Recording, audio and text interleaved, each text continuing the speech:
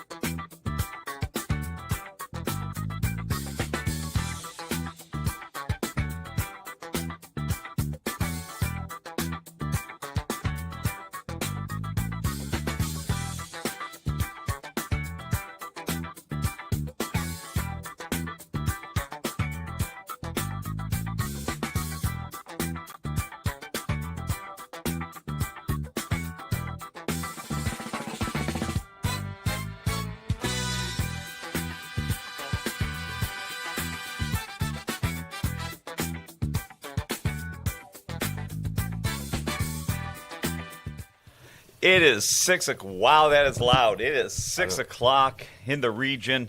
You're listening to Region Rundown on WJOB, 1230 AM, 104.7 FM in rustic Hammond, Indiana, and worldwide on the YouTubes. Good morning, Bob. Good morning, Brent. I can't hear. I don't have anything in my ears now. Oh, you so. don't? Are you plugged in? You are. The music plugged in. just went off, but I can't hear anything. But I can hear you just fine. Well, that's good. That's good. It was good music. You know, it was different than we've been getting. Well, I was just gonna say, not to sound bad, but for us, that was good music. I miss being able to put the bumper music in.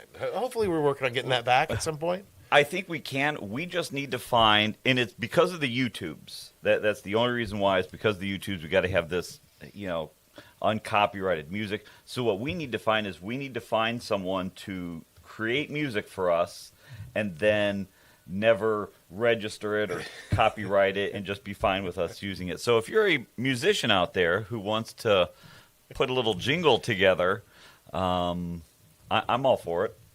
So reach out, give us a call, send us some comments.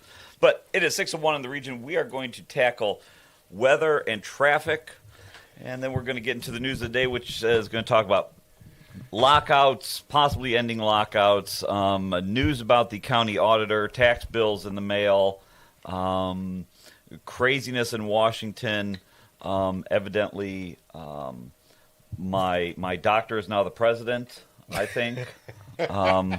So, or is it your carpenter? Or my car? Yeah, I don't know. So just continued craziness in Washington, and we'll talk about the Mesopotamia, what's going on over there, and that's what we got. So how about we do weather and traffic, and for that I'm going to look at everyone else in the studio except for myself. I can do it. I'll try it. I'll try it. Hold on. Bear with me, everyone. I have been trying to practice. So the foreman is looking pretty good. Sorry, I forgot the names. The Bishop 4 is looking pretty good, but you're going to hit a little bit of slowdown the further you go into the city. Then 294 is looking pretty good. Skyway Toll Road is looking good. Other than that, Dan Ryan, yeah, obviously you're going to hit some traffic the further you go into the city. But other than that, everything else is looking great. As for weather, we're at 49 degrees today. Sorry, I'm still caught up by that train. Oh, we'll talk about that in a second. Today we're at 49 degrees with highs of 82 and lows of 47. We'll be having dense fog It's going to lift this morning, otherwise breezy and very warm with intervals of clouds and sunshine. And then tomorrow on Saturday, we'll be having highs of 55 and lows of 37 with a shower in the area early in the morning. Windy and cooler with clouds yielding the sun, a dramatic cool down in the wake of warm and stormy weather. And then Sunday, we'll be having highs of 53 and lows of 34. It's very breezy in the morning, otherwise mostly cloudy, mostly sunny and cool, and a shower cannot be ruled out. So, yes, we are under a dense fog advisory. Last night was awful. This morning it was more of the confusion. I like to think I'm educated, but I don't know how to work the defroster in the morning. It's, send me your notes on how to do that. But, dense. It's the fog time of year, it right? is. Cools off at night. Yeah. Hot during the day.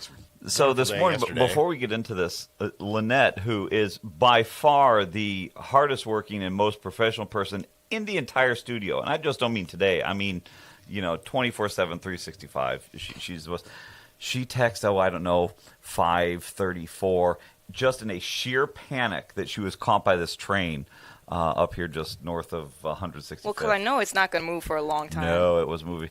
And poor Lynette was quite literally hopping every single crossing in an attempt to get here. And so thank you, Lynette. So anyways, I say that to mean that she's still on like this adrenaline push. So I don't know that she's going to fall out of the chair like Joe does, but she's still a little frazzled. What you got going on? I'm the opposite of frazzled. I'm just kind of getting going. I mean, a lot of big news today. There's as we rev up into our day, obviously biggest story this morning is that it looks like NIPSCO NIPSCO has made a deal or is on the cusp. Yes. I think maybe that was the exact argument, on the cusp. A deal is at hand. Ooh, a deal is at hand. I guess I don't know that we're going to have anybody comment probably because they're in the final stages of working out those things. But with that, it's been a couple of weeks, but it looks like hopefully that's going to get done and wrapped up soon. Yesterday, I reached out to some of the union folks, and I think you're right. I think we're just in a holding pattern. The union management has come to some type of agreement, but they're still on lockout until it's ratified by the rank and file. I don't know if we have a date of when that's going to be. Wait. So, okay. So you said till it's ratified by the lock and file, meaning the union has to accept it. Correct. And then they have a deal, and then they'll let it back in. So they came to an agreement. That agreement, my understanding is, if you know, give us a call, 219-845-1100, if you know of any of the details of that. But my understanding is they came to an agreement. It will go to the men and women in the union. They'll vote on it. But until then, they're still locked out. And BP, I apologize, folks. I at this point, it's been going on. I don't know. I haven't seen any updates. No updates whatsoever. Chatted with Eric for a minute yesterday, and he's just swamped in meetings trying to get some movement on this. But it doesn't, as of yesterday, it doesn't seem like there's any movement on the BP lockout. So I did note last week you threw out a challenge to some of the other businesses that we're supporting to, show a little generosity to these guys that are on lockout. And I have seen on Facebook several more, whether it's some percentage off of this or something, that the business community is really stepping up to help out some of these guys. But I also think it's a combination of helping some of these guys out, but then just showing support for, for the guys that are locked out. Yeah, I mean that's what my thing is, and what I said to Eric last week when we were on is my employees eat for 50% off. So you guys, we'll stand with you guys. You come in and take advantage of our employee discount. And I have seen he sent me some Facebook posts of a lot of people kind of stepping up. So we appreciate that. In other sad news today, the snowy owl passed away. Have you followed the snowy owl? No, it did? Yeah, so I love birds. There's been a snowy owl in the Dunes National Park from the Arctic, and Correct. A lot of people have been respectfully watching it from a distance. I mean, it's a really unusual sight to see. I guess Bird peeping. Bird watching, but peeping. I think it's really peeping. cool looking owl. If you've ever seen it, Joe Pete has done a couple stories on it. Who?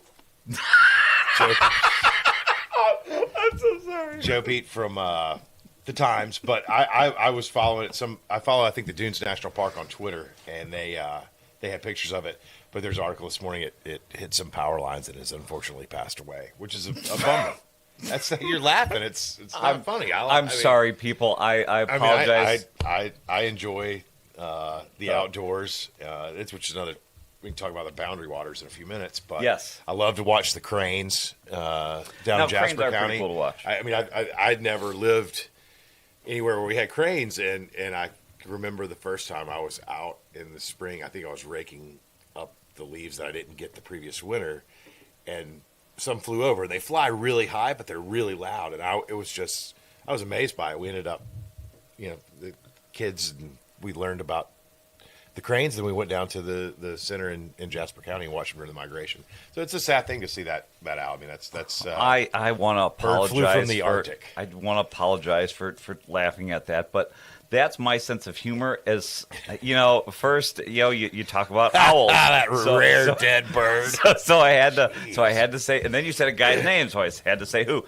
And then I just had a visual because you were like, it was a sincere moment of I think and they're like, it hit some power lines, and which is picture a bunch of fried chicken on the floor now. Bob. Wings available at Doc Smokehouse, 1440 Calumet. That is so bad, so bad. We do have great wings. They are not of the snowy owl variety. They're just regular chicken, but they're pretty good. I was going to say, I have normally we come in with one or two things that we want to talk about, but I think now we have not competing things. We just each have things we want to talk about. Yeah, there's a bunch. So there's a lot going on right now. I mean, there is. I think some of the most timely news that we have right now is an article came out in the Tribune yesterday. The title was Lake County Auditor Criticized for Not Coming into Work, Tax Errors. The tax bills are in the mail. It's also election time. County auditor is going for another run at it. And I remember, if for those of you who listen, I said a couple weeks ago, I was talking about that county auditor race because it's contested in the primary.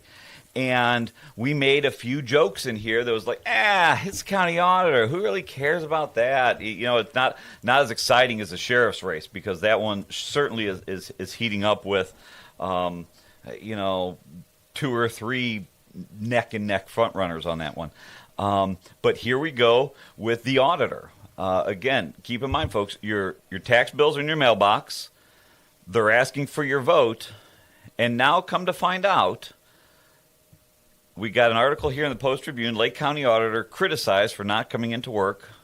And because of the lack of direction in the office, evidently we now have tax errors are bountiful. It says in the article she hasn't been to work in 4 years. And we already had that once with Mike Brown. Not the current Mike Brown, the other Mike Brown. Wait a minute. 4 years? No one noticed she wasn't at work for 4 years? Well, and I think not 4 days. Not 4 days. Not 4 weeks. Months?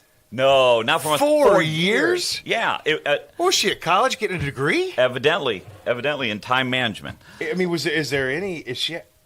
She said she sustained serious injuries, and she fell in the government center. But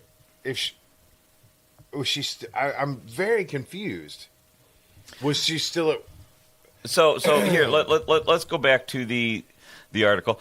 The council voted 7-0 on Tuesday, which 7-0 is impressive. But they voted 7-0 Tuesday to send a letter to the Lake County Commissioners to request a joint executive session to discuss the auditor's office. The Post-Tribune is saying that Cortana interviewed said she hadn't been to work for 3 years after sustaining serious injuries. including breaking her leg, fracturing her back, tearing both rotator cuffs, following a fall in the hallway at the Lake County Government Center. Cortana said she's had 6 surgeries to address her injuries. Okay, so that's a little bit different, right? Well, I mean, it sounds like she had a terrible injury. Is she? I mean, like, when they say she hasn't been to work in 4 years, is she like on a leave of absence or sick leave or something? Well, this is where now I'm even more confused. At first, I thought it was just somebody not coming to work. Well, but there is something. There's other layers here. There is something. Sounds terrible. There is something to that where if you are. If I work for you and something tragic happens, she broke her back, her leg, both rotated. Yeah, I mean, but you have to take off. I mean, like, but you have to take off. She's sure she's on a leave of absence or something, right? She's not just not going to work. Well, and I don't think that the article gets into that. But here's where I put on that elected official hat. At that point, there, as fantastic as it is to have run and won. If you can't show up for those duties, because as we scroll down through the article, as you read it, some of the confusion in the office has been due to a lack of direction, oversight, accountability, because that... So they didn't have a chain of command in place. Correct. The top person is out on leave, and now... Yes, and that's what they're not a chief deputy, or that's interesting. Who knows how that runs? I take it back. I apologize. You brought this one in as your top story this morning, and I read a whole bunch of other ones, but I didn't see this one. And so I reacted poorly. If the poor woman is hurt and out of work, but that's really not a complete excuse for the office shutting down. Like someone, no, it isn't. She should have had an acting director. Or if you're not going to be there, again, just based on the article, and as an elected official myself, if something happened and I could not be at the town hall to fulfill those functions for what is PTRC? Near an entire term. The county's PTRC will reduce from about 17 property tax replacement credit. Bob, can you explain that to us? No, I can't. I can't. You know what the acronym was? Yeah, that's the county's property tax replacement credit will reduce from about 17% credit to about 13%. So I don't know. Right. So people in the office didn't understand. And I could be wrong. Feel free to call in. We've got a caller. I'll take you in a second, caller. The taxes, you're going to end up paying more because of this error, but it's not paying more in addition to it's that they found you were paying less over the last few years. So I think it's a small correction. It's a wash. Yeah, it's a wash. It's a wash because anytime you're dealing with paying taxes to Lake County, income tax, it's just a wash. It's a wash. Hey, let's take the caller real quick while we still chew on this. Good morning, caller. You're on the air. Good morning. Good morning. Good morning, Max. How are you? Boy, I'll tell you what. Me and Lover Girl, those are the best chicken wings I've ever ate in my life. Hey, thanks, Max. I appreciate that. I seriously mean that. And the pork sandwich and the brisket sandwich, Lover Girl said she never tasted anything like that. But going back to politicians not showing up to work, there's some that show up to work and you don't even know if they're working. You know what I'm saying? So they're there in body but not in spirit. Yeah, so some of them do more damage by showing up. Peggy? Yeah, why pick on Peggy when you could just put their driver's license there? It'd be the same thing. But I got some really, really good news.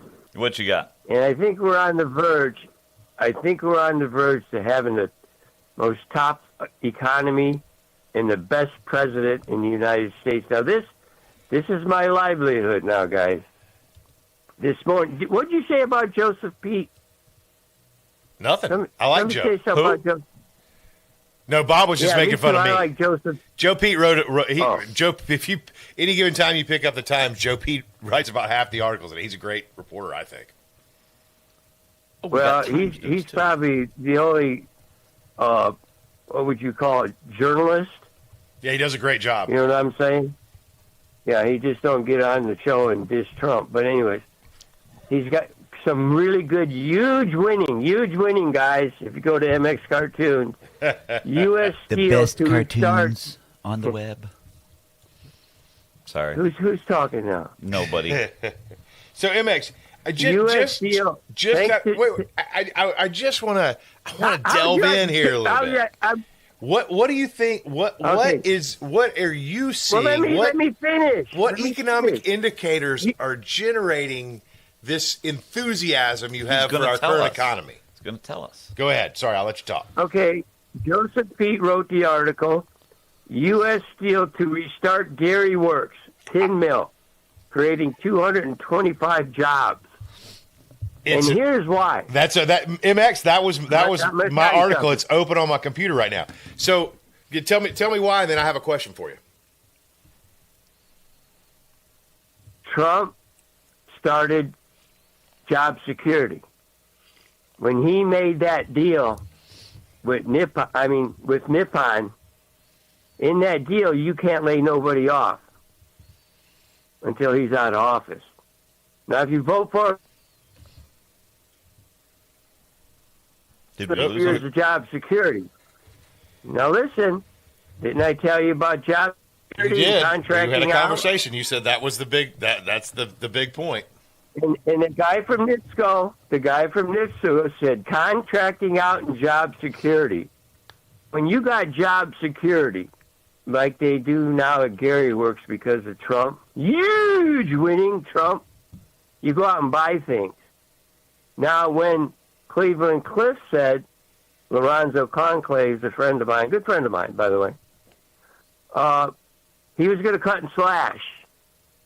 But Trump made a deal with Nippon. You can't lay none of these guys off till he's in office. That's why we need to vote him back in 2028 for the steelworkers. You dig? Now, what's your question? No, so I saw that they announced yesterday they're going to restart the Gary Tin Mill. It's been shut down for about 4 years. 15 to 20 million to get it restarted. What that does is soup cans, tin for vegetables, soups, fruits, and cans. That's pretty cool. I never knew that. Like your Campbell soup can come out of that factory there. So you don't have any concerns. I know. One of the big concerns that I heard a lot of people talk about, especially callers on this station, because initially I think Biden had held up that deal, and there was a lot of people here that were against the Nippon deal based on Nippon's kind of history of cutting jobs and squeezing, shutting down. Like they're gonna cut down on the operation to try to squeeze the maximum profitability out of it. But you are of the opinion that but Trump has got it. Everyone has job security, and you said until he's out of office. In office. This is why. Yes, this is why now I'm telling you right now, that the union has to go for job security at the mill.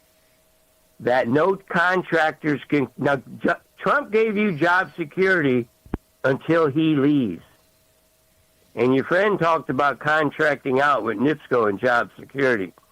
Now the union has to go to work because Trump won't be in 2028. He can't run again. We all know that.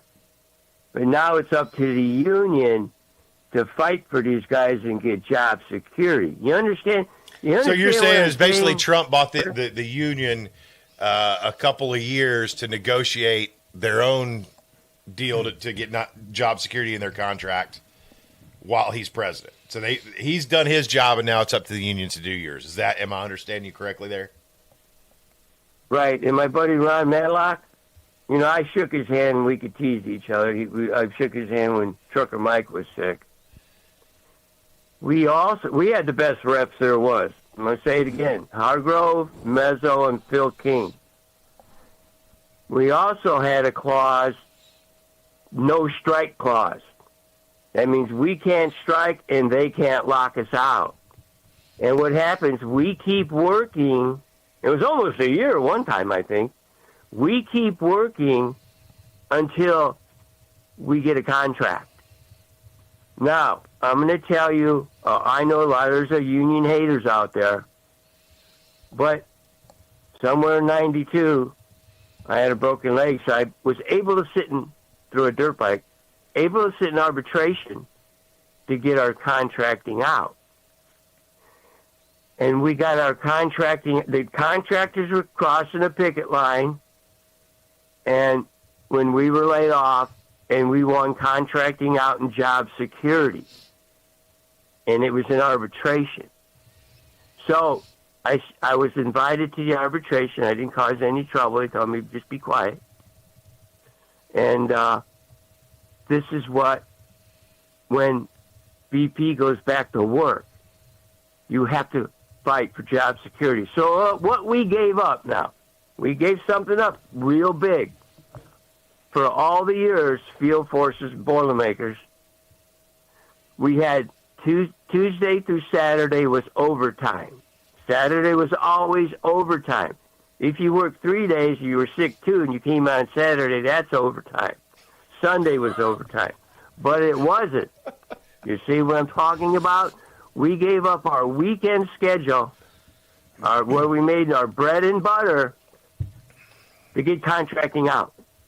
But in the end, I got to retire. And everybody that goes past, this is something we built on the outside.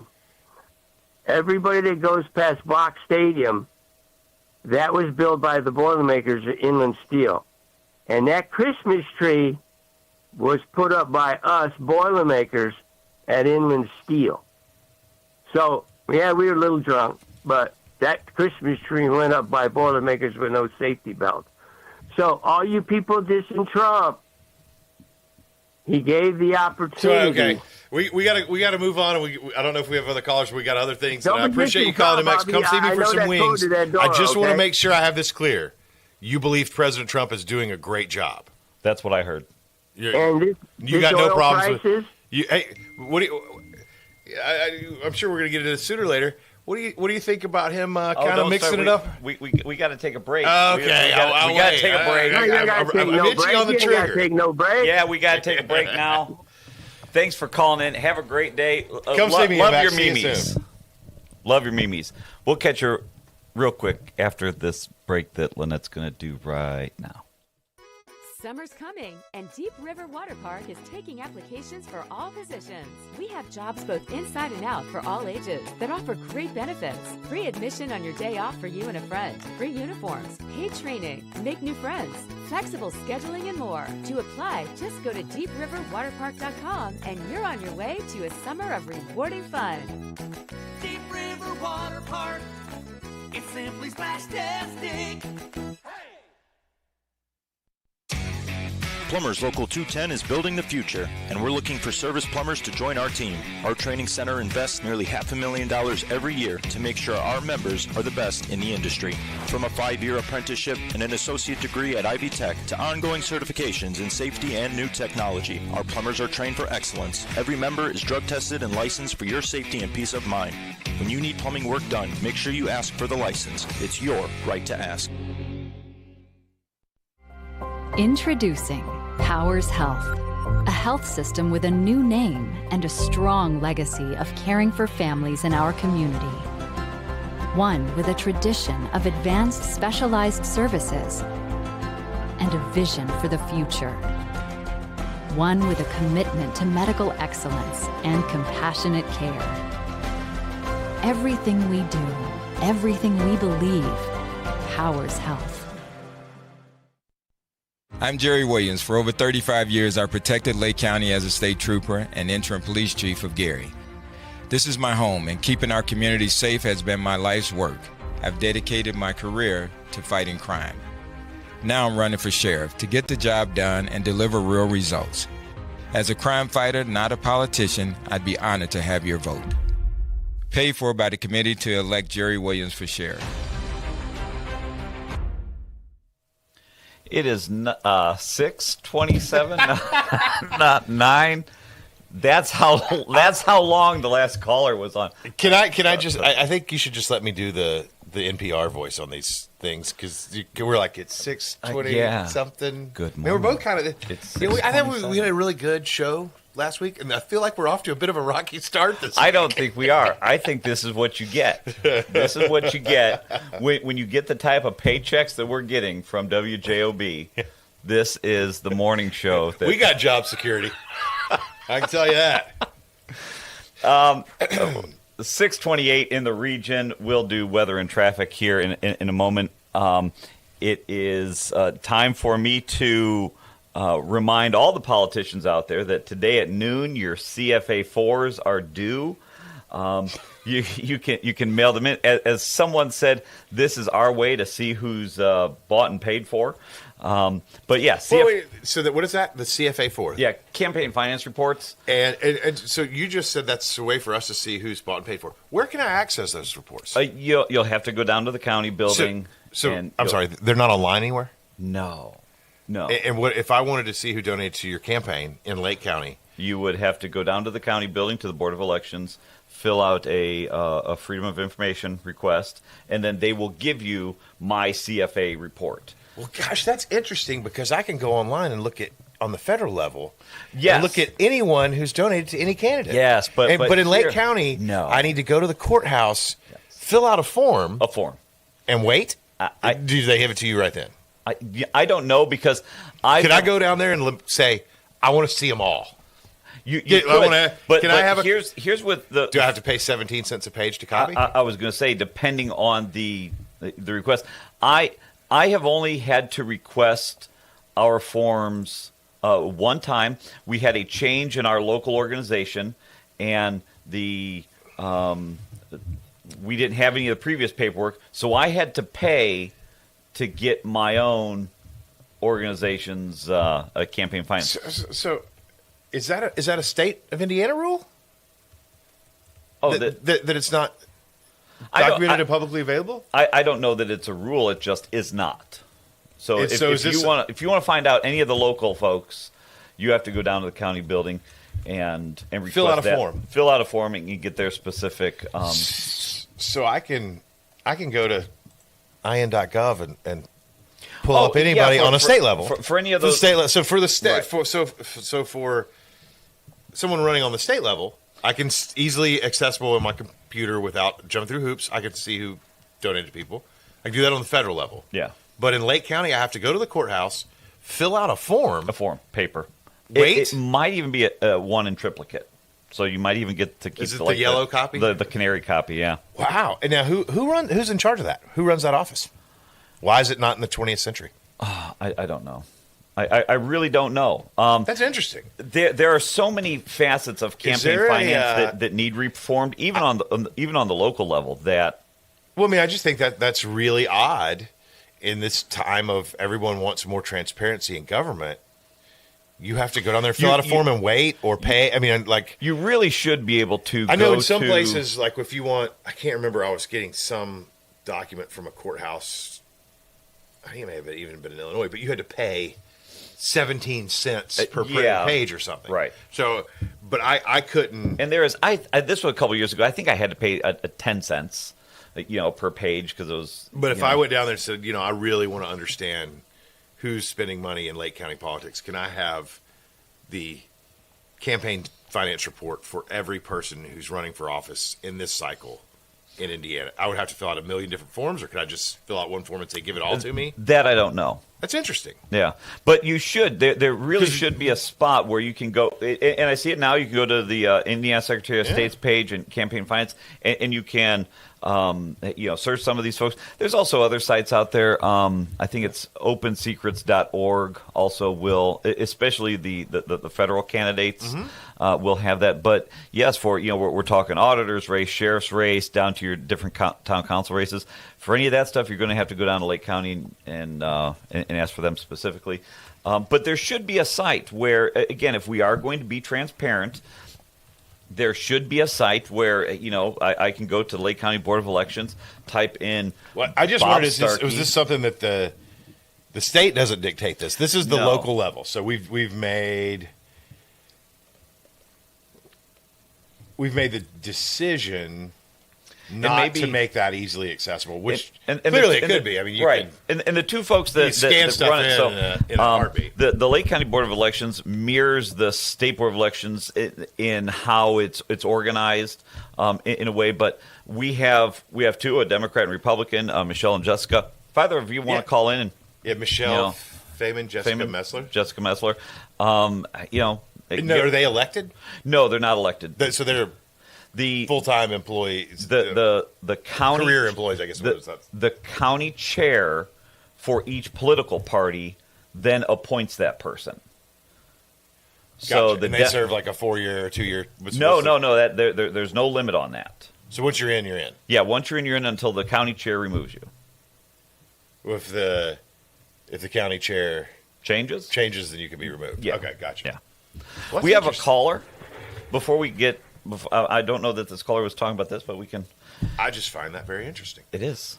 Good morning, caller. You're on the air with Bob and Brent. I find it interesting. You drive by that courthouse and you see all them signs, and it just makes me scratch my head.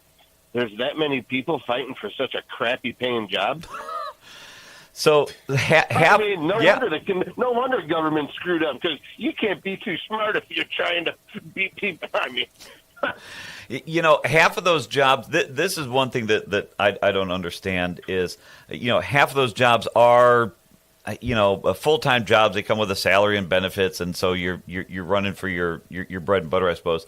The one I run for, a lot of those are just part-time, council jobs, and some of these folks just go insane for a job that you're going to make, $15,000 a year on. I mean, you're really not even, making money.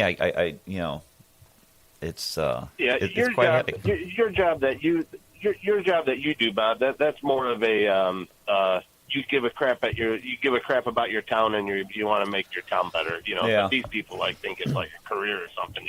Well, and some people make a career out of it. That hey, I'll never. You might make a career out of it. You can't make a living. Well, some of these full time, especially some of these in a council. Oh yeah, in position, a council, right? That's you not can't. You can't. You're making 15, That's 20 basically grand. a small subsidy for the time. Yeah, I make about $1 an hour. Yeah, but to your point, some of these folks on a county level, they some of them are term limited, but that's when you see them just switching jobs. I'm sorry, you called into us. You didn't hear me speak. Yeah. So anyways, all we've been hearing for the past months and months and months is that they passed this tax bill. It's going to lower our property taxes, and everything else is going to go up. Well, I got my tax bill in the mail yesterday, and my property taxes went anywhere but down. And this is would you refer to Senate Bill 1? Yeah. So where do you live, if you don't mind me asking? Dyer. In Dyer, okay.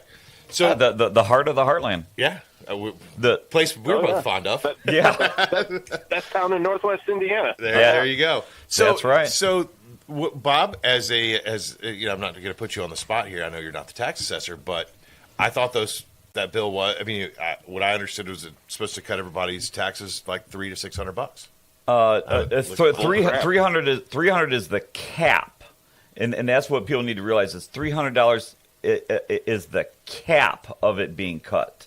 So there's somewhat of a that's like when you log on to I don't know $25 a month. Yeah, Best Buy, and they say, hey, you can save up to $600 on this TV. Well, yeah, but you got to buy the $1 million TV to save that. Most folks are not going to get that $300 savings. It's just based on what your assessed value is. So that bill didn't really. So, as this caller says, for him, the big property tax cut bill didn't actually cut his property taxes. Not. I mean, maybe. I don't know. I haven't even looked at mine yet. I'm going to pull mine up now. So that's interesting. What? So maybe Bob. If you look at yours, if you pull yours up now, I looked on the line items, and mine went up. Basically, I'm paying an extra from the previous year. That Lake Central school referendum tacked on an extra $250. onto the school portion of it, and that's basically around how much mine went up. Okay. So essentially what happened there is the state cut it, but then there's a local ref. Yes, and there was that school referendum because that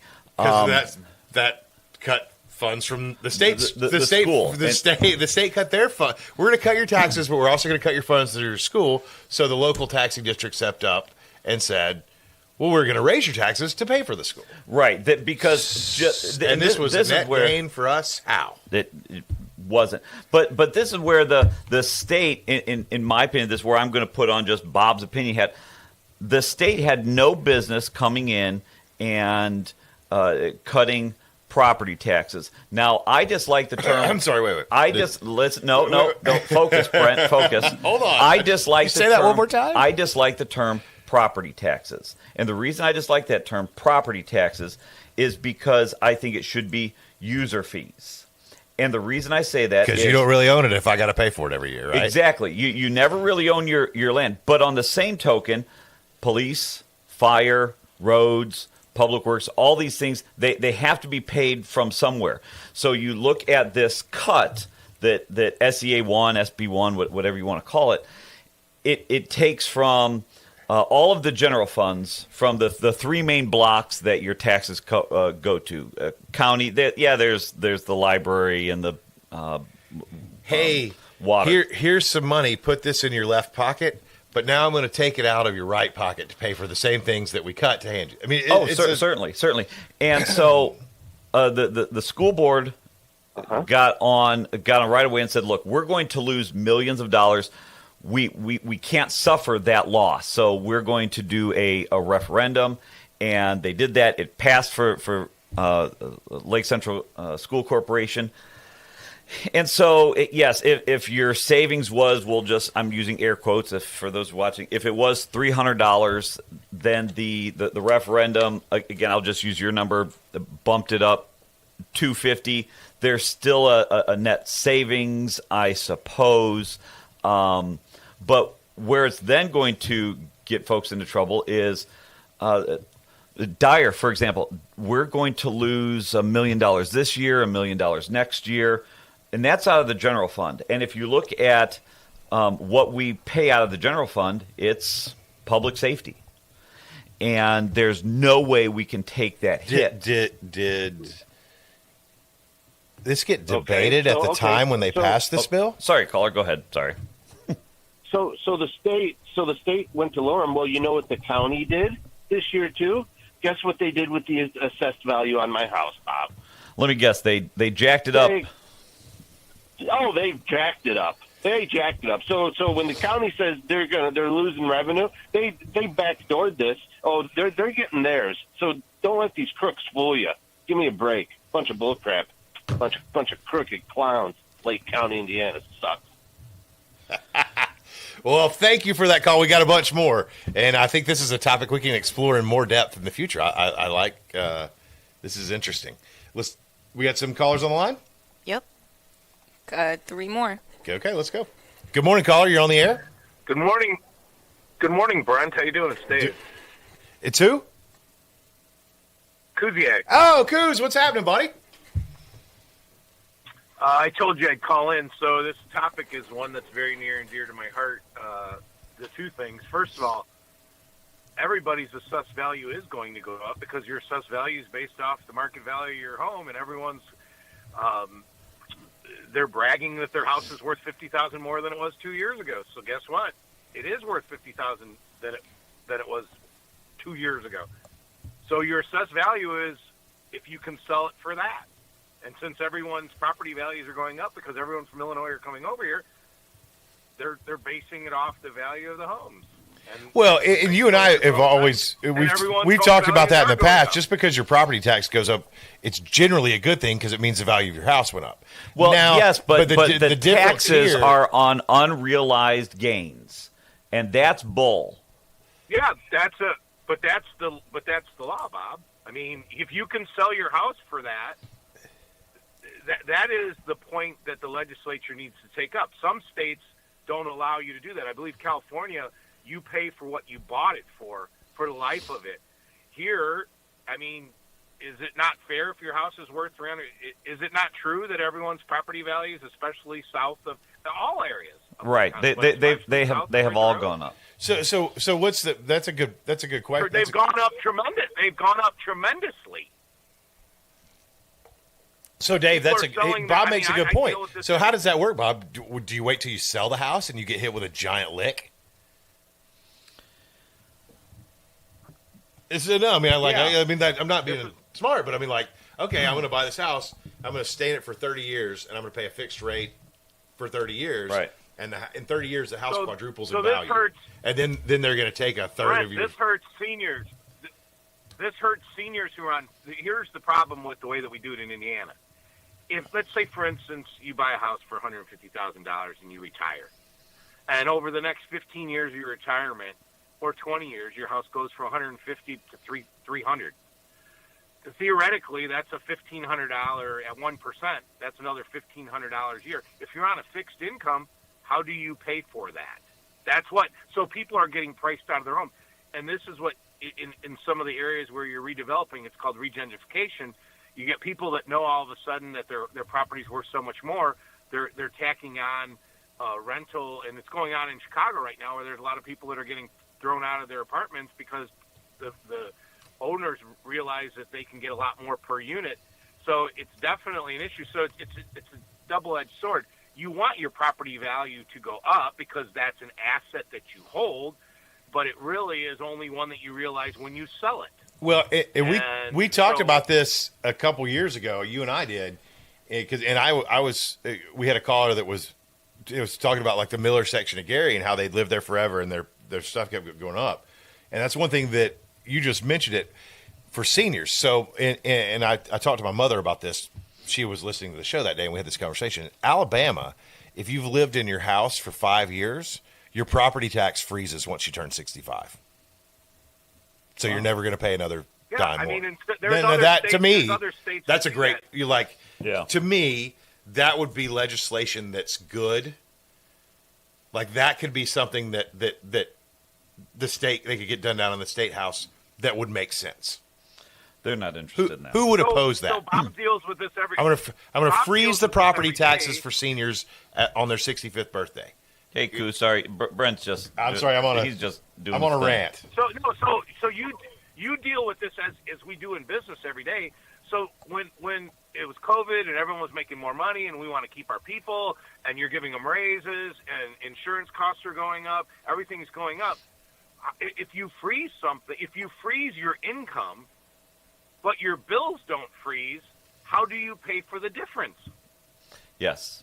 You understand what I'm saying? So when the police officers, when all the communities were fighting for police officers, and it used to be $40,000, or same thing in education, they used to start at $40,000, which is terrible in this state for teachers and for police officers. Now there is a battle, and now it's going up to $60,000 or $65,000, which I think it's great. You want to take care of your public people, and they should be paid. That's still a cost.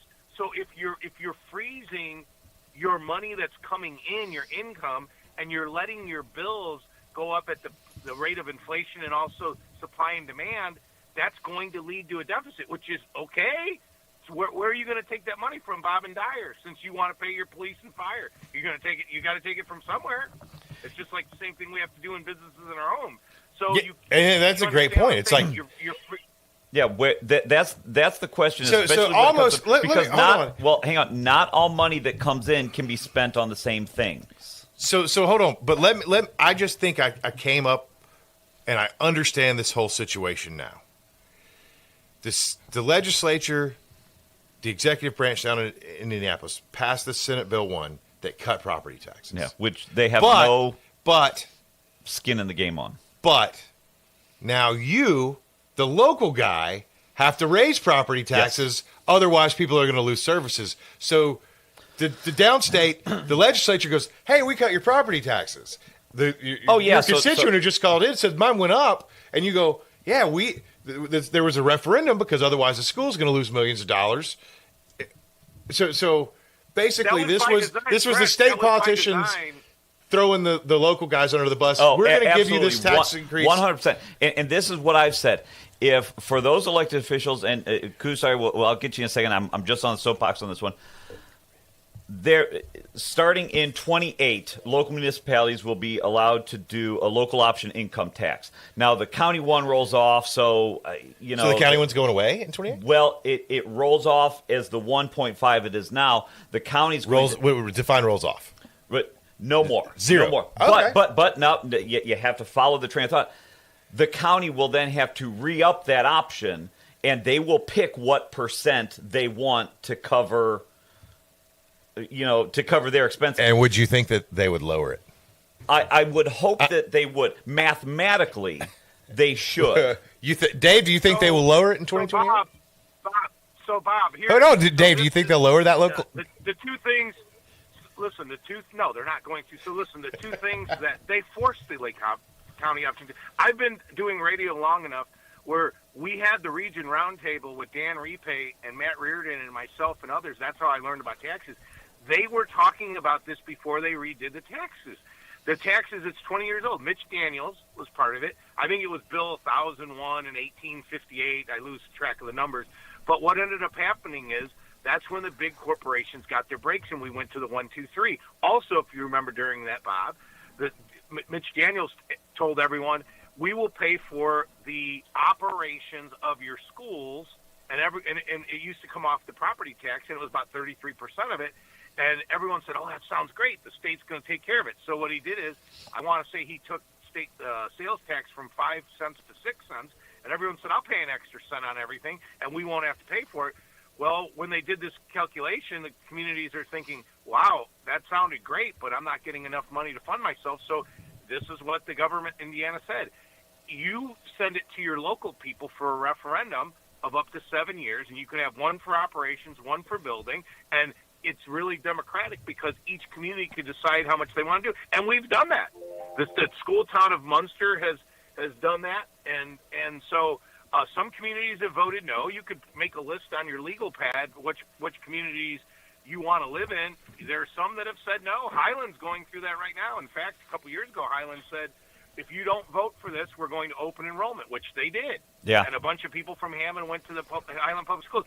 So Lake Central, about in your area, and I'm a taxpayer too in Cherville, I pay for it.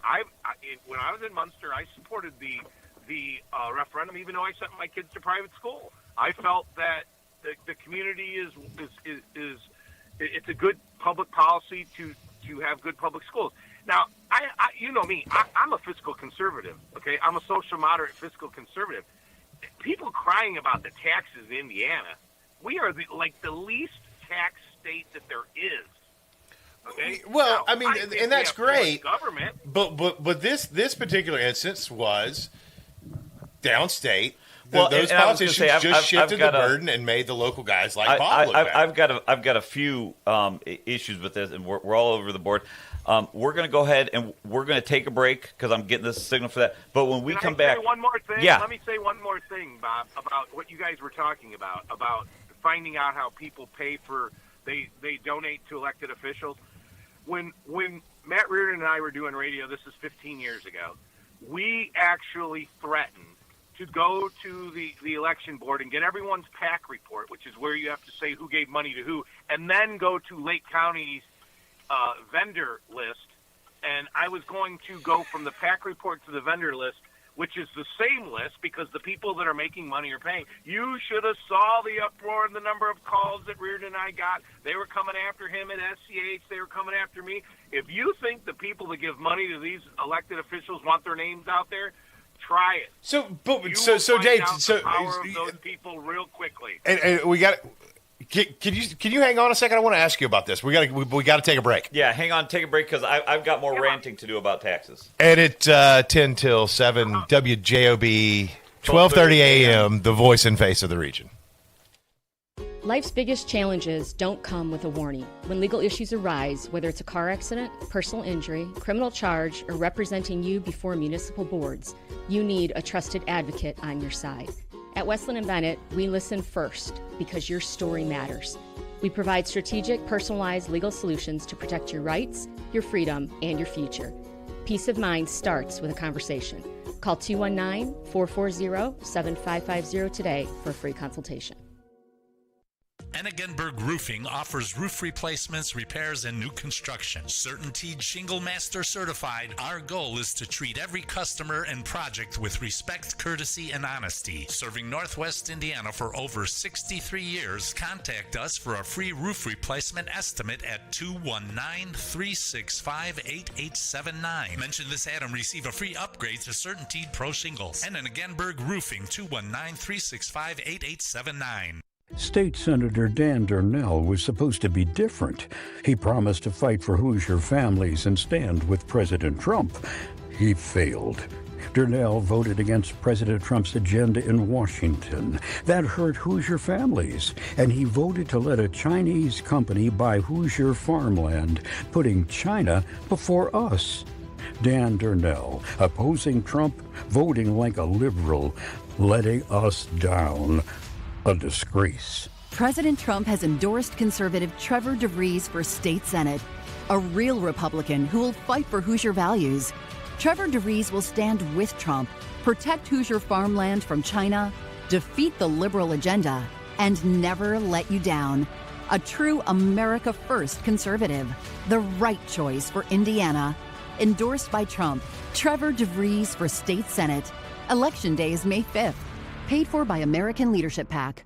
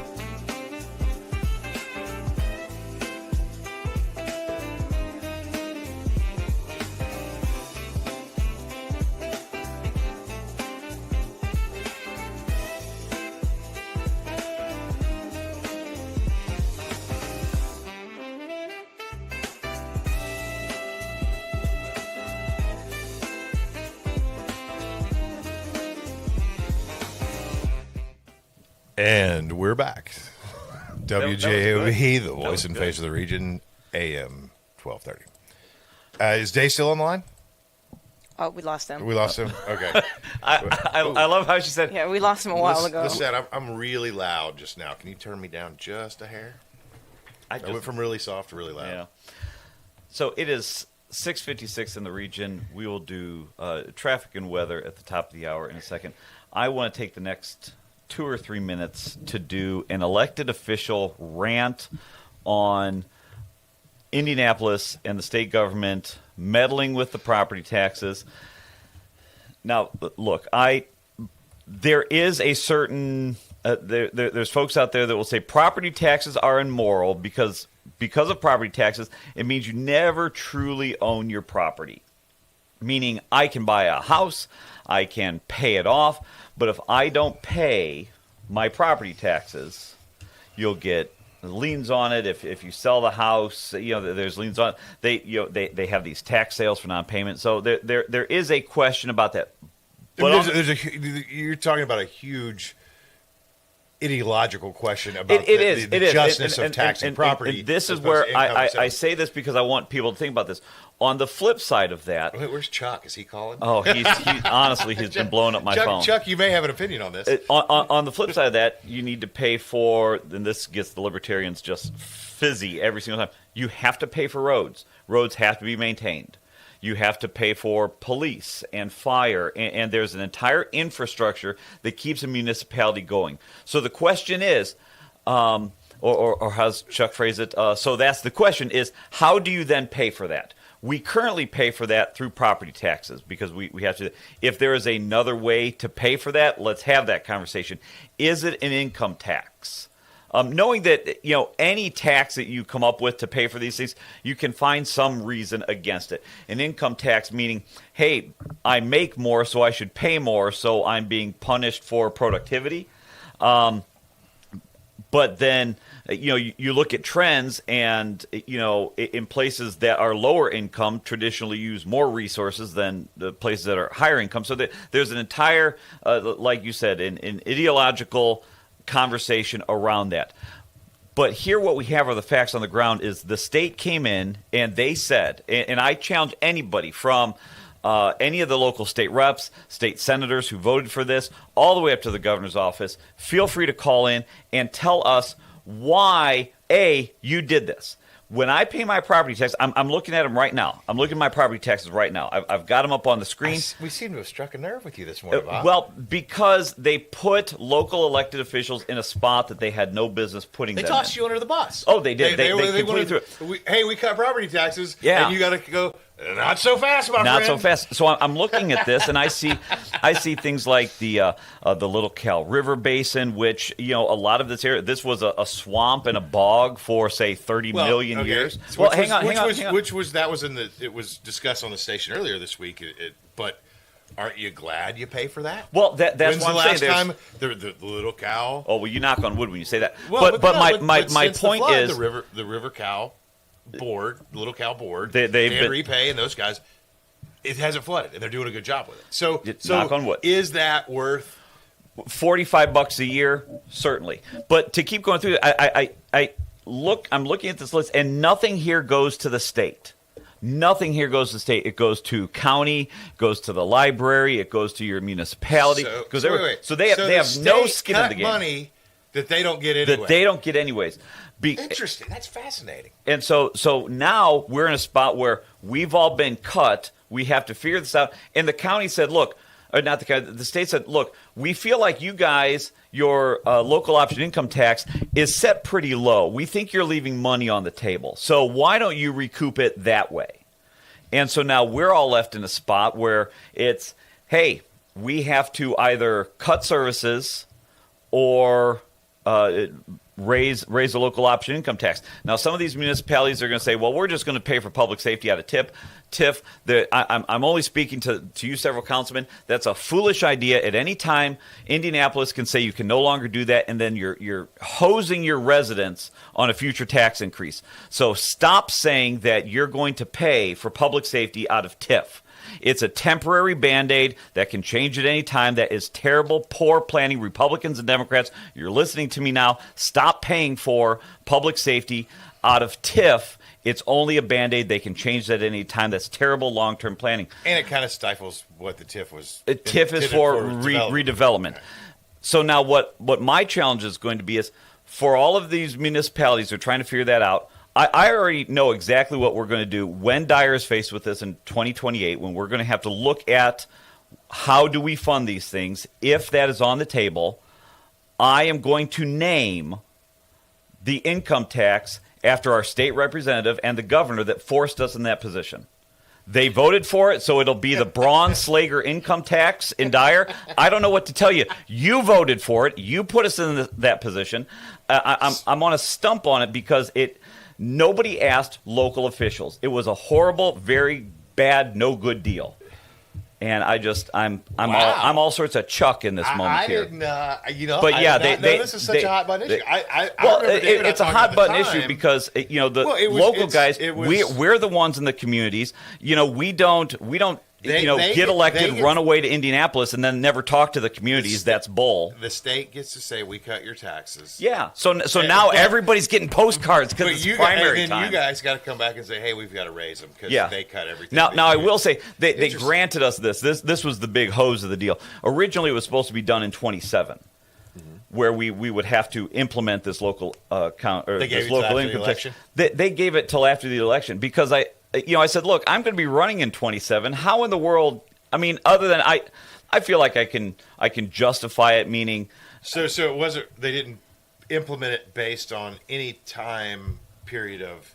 No, we need you to save this money. We said we're going to put this in, but we'll wait till after. We're not going to make it hurt until after the election. Yeah, and the thought is, 88 of the 92 counties vote red, so a majority of folks in a presidential year would be fine. I mean, it was total bull, and call in, send me your letters. All of a sudden, now I won't get invited to Republican things because you talk bad, but you're getting postcards now that say we cut your taxes, and I'm telling you. They didn't. They didn't. You may see it, but man, the hose is coming. It's coming for you, and it's on the local backs. And I just, we've recovered this show really quickly, Bob. It was a little dragging. It is 7:03 in the morning here on WJOB, 12:30 a.m., 104.7 FM. We're going to get to the calls in a second. We've got traffic and weather. Traffic here, I'm looking at 511in.org. That's INDOT's traffic-wise. Klein Avenue North is gummed up right after 8094. I think, as always, they've got some traffic going on there. Everything else in Northwest Indiana is looking green. 94 going into, I think they call that the merger.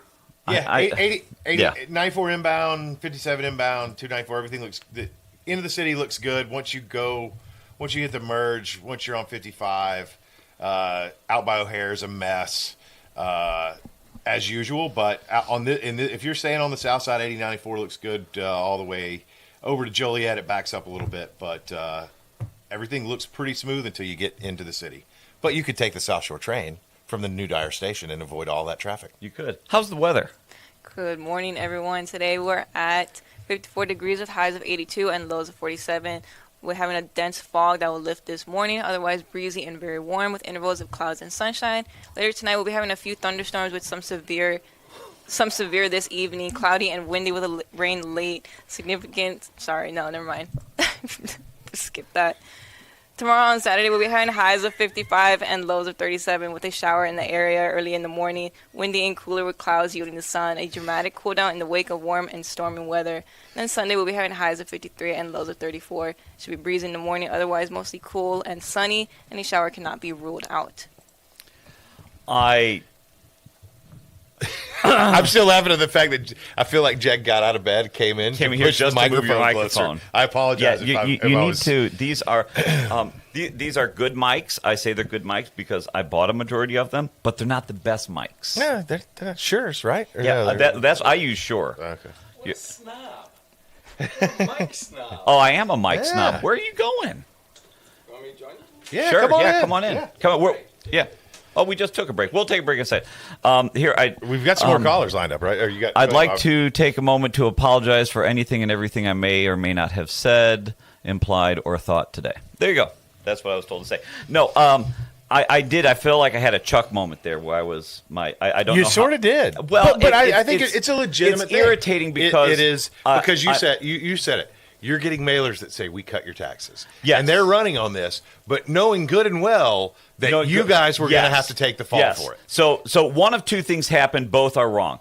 They either knew that they were screwing the local municipal elected leaders, both Republican and Democrat in all 92 counties. You either knew that and did it intentionally, shame on you, or two, you had no clue. You genuinely thought that, hey, we're going to save everybody $300, and it's a magical world of rainbows and butterflies, and everybody's going to save money and love us, and you didn't think about it. Shame on you for not being smarter for that. I can't think of any positive outcome for this. Otherwise, again, you're just shifting.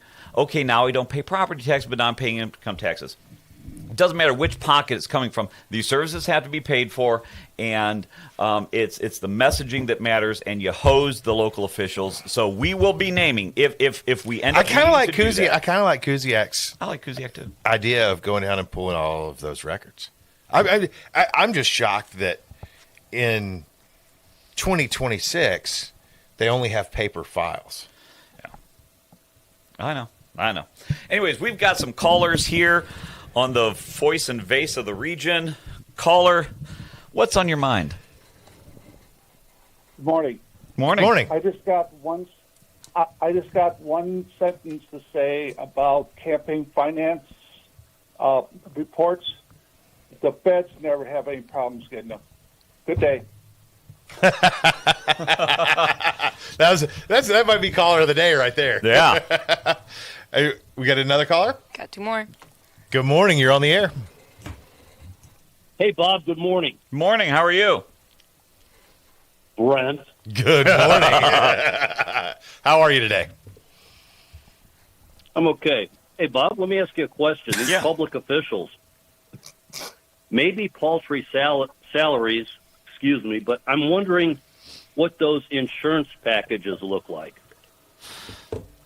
Oh, certainly. That's a good question. And the only comment that I can say on that is only what I know, and that is the council members in Dyer, we don't get access to the health insurance or perf, any of those. The clerk treasurer position, because that is a full-time position, they are afforded the health insurance and perf at the same level as all of the employees. So there's no differentiation between the new guy at Public Works who just got hired last month and the clerk treasurer. So, but that's at the municipal level. I do not know what it is at the county level, other than to say anecdotally, I'm sure there's some scheming with that. And I just say that because it's. I'm not even trying to be funny with that. My guess is at the county level, there's extra perks for that. I wonder about like state elected officials, like state reps. Do they have a state? Yeah, I don't Brent? know.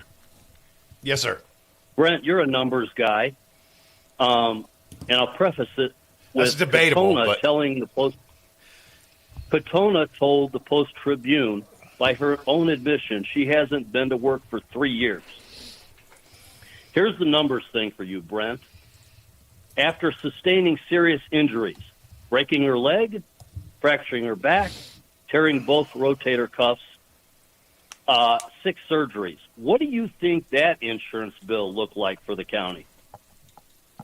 I wouldn't even wager a guess. It's got to be high. Well, and that's where I'm Okay. just abstractly, I would say. We could have that with any employee in town. Something tragic happens, you pick up that tab. The question is, what happens afterwards? That would be. Yeah, and again, I want to apologize Absolutely. for the 4 years comments because I didn't read the. You didn't realize I it read was the headline 3. and jumped to a You didn't conclusion. I realize did it not was know 3. that she had been injured, and I apologize for that. Well, that's a sad state of affairs. But not showing up for work for 3 years by your own admission. Well, and that's Brent. So if you read on down the article, Commissioner Repay says that he's aware she's working from home and she's getting the job done. Now, and I don't necessarily have a problem with that, but the kind of the gist of this article is that she's not getting the job done, and they're having a lot of problems, which to me is. That's something that's indicative of something that would happen in a leaderless, rudderless environment, right? I mean, if you have to assume that if they're having these problems and she hasn't been there, unfortunately because of this terrible accident, if she was there, would it be different, right? Would there be a different outcome if she was there, or if she had ceded her duties to her assistant and said, "I'm just going to take the next 2 years off, give me unpaid leave or sabbatical or whatever it is."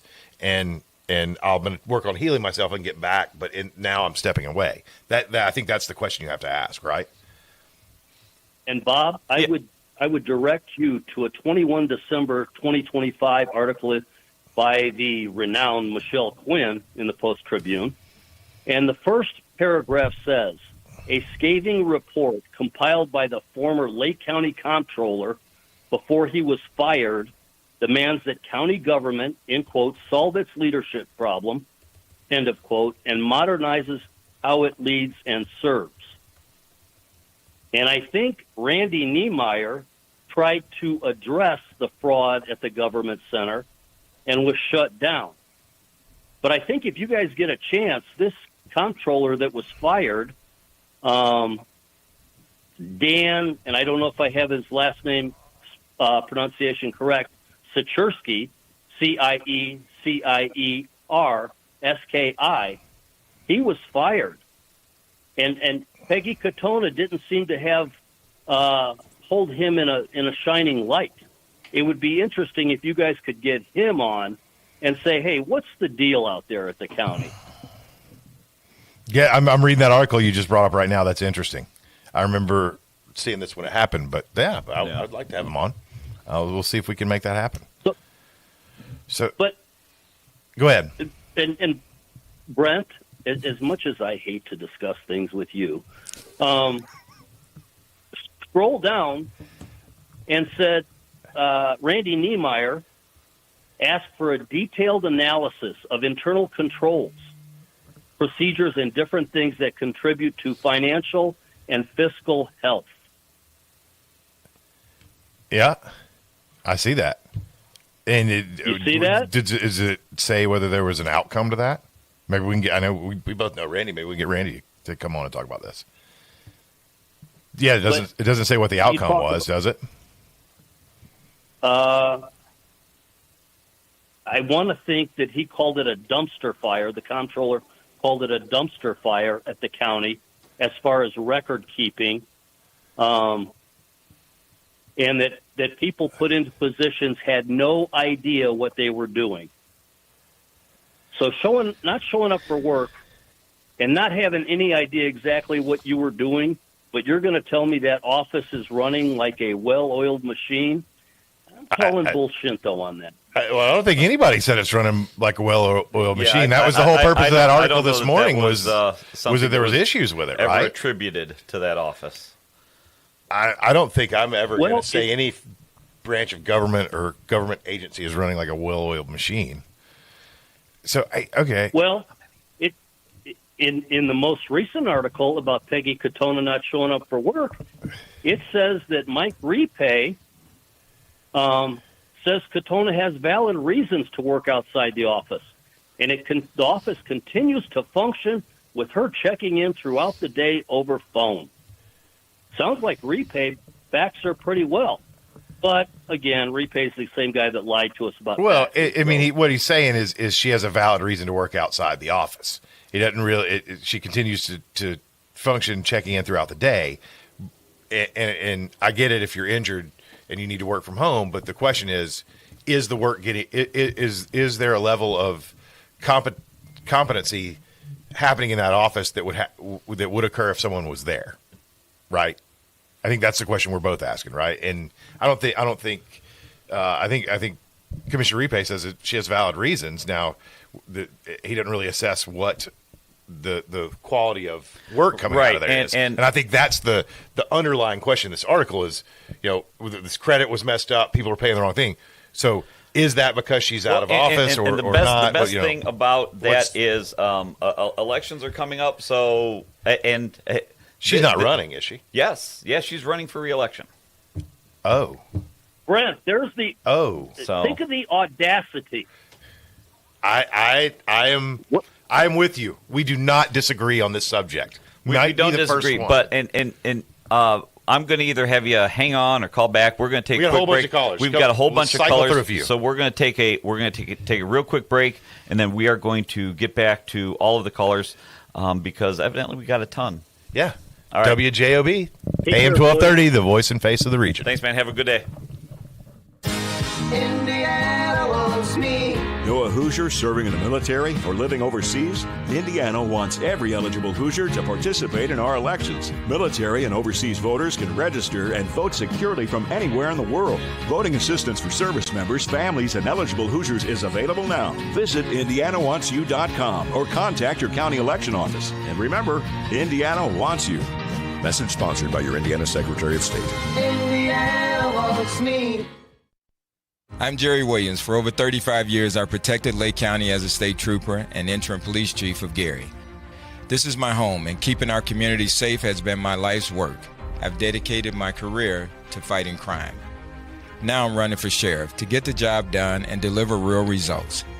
As a crime fighter, not a politician, I'd be honored to have your vote. Paid for by the committee to elect Jerry Williams for sheriff.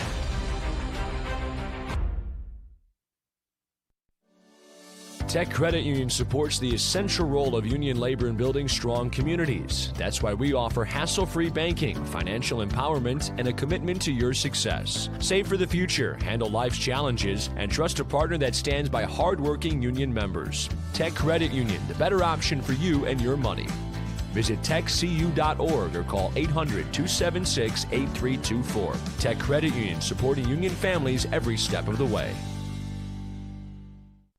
Do you like to work with your hands, creating something from nothing? Then think about Laborers Local 41. You'll get 432 hours of apprenticeship training, all while earning a wage with benefits and incurring no student debt. You'll travel to different job sites, learn tons of skills, and in a lot of cases, be the first one on and the last one off a job site. It all starts at laborers41.com.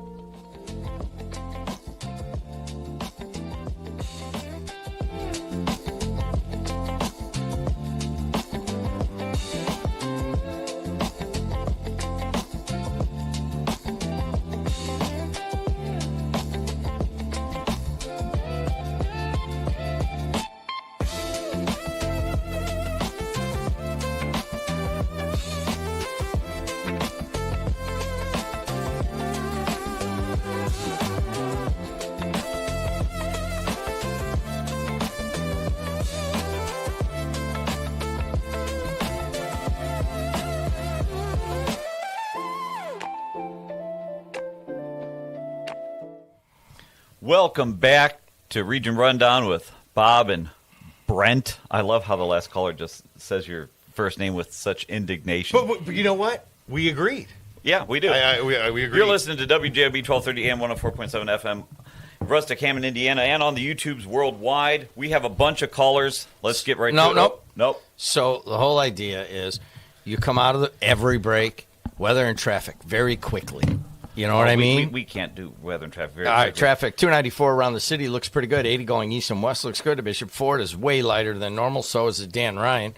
And so is the Skyway Toll Road, Borman, and I-65 weather with Lynette Lopez. Good morning, everyone. Today we're at 53 degrees with highs of 82 and lows of 47. We're having a dense fog that will lift this morning, otherwise breezy and very warm with intervals of clouds and sunshine. Later tonight we'll be having a few thunderstorms, and then tomorrow on Saturday we'll be having highs of 55 and lows of 37 with a shower in the area early in the morning. Should be windy and cooler with clouds yielding the sun and a dramatic cool down in the wake of warm and stormy weather. And Sunday we'll be having highs of 53 and lows of 34. Should be breezy in the morning, otherwise mostly sunny and cool, but a shower cannot be ruled out. Hey guys, I'm Jim Diedler. I came in. I'm going to give the listener what I just told you guys is that we have to take every political that comes our way. There's as Starkey knows, I don't have any veto power on right. Yeah, right for ads or if yeah. And I have to sell it to them at the lowest unit cost. So I still have some very low-paying customers, so I have to give them at that price, and that is why it's a steal, and we don't go out of our way to try to sell them. We like to sell the shows, but the spots. So what that means is that you guys can only go 20 minutes break, 20 minutes break, 20 minutes break. And I think if we've got a bunch of callers waiting, I want to see if we can get the shot clock on the screen, and we'll make it Fast Call Friday. So can I ask Starkey one thing? Starkey is going as a representative of WJOB to the National Association of Broadcasters Conference in the next couple of weeks. Yep. And I'm excited to send him there, but I have a feeling it's going to be an AI fest. It's not only probably going to be an AI fest. I'm looking forward to getting out on the floor to seeing what new technologies, both small market, big market, radio station, media station, what they're all bringing. But I also have to imagine it's going to be expensive for you because we're going to come back with all sorts of new ideas. It is not going to be expensive for me. I know where you're staying, and I know what it costs for you guys to get out No. there. I don't mean the trip. I mean, is there a reason I didn't? Is there a reason I didn't get invited on this trip? How much AI about broadcasting do you know or streaming? Right. Zero. Okay, yeah, you're a good speaker. You're a good talker. Hang on, I'm on ChatGTP now. How long do I smoke a brisket? Exactly. I have one of the few AI-proof jobs down at Doc Smokehouse, 1420 Calumet Avenue. I had so much fun there last night. Yeah, I'm glad you guys came out. I sat and talked for I don't know, about an hour with my buddy Billy Baker and Kuziak and Bob Mitzica and Gary Bell. And I got to tell you guys, I had so much fun. But as you notice, 1 hour, time's up, go, bye, see you.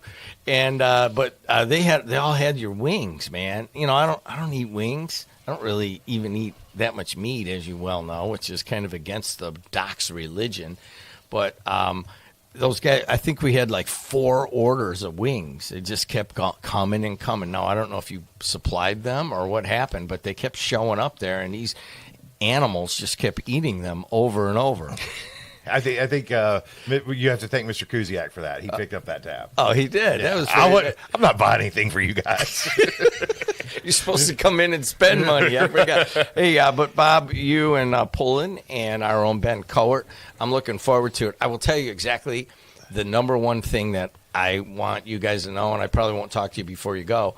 I just want one thing. I know you're going to see a lot of different AI-involved products. Mm-hmm. I know that Lynette is learning them, and she may have her own requests. Like, hey, you know, basically, I think it is.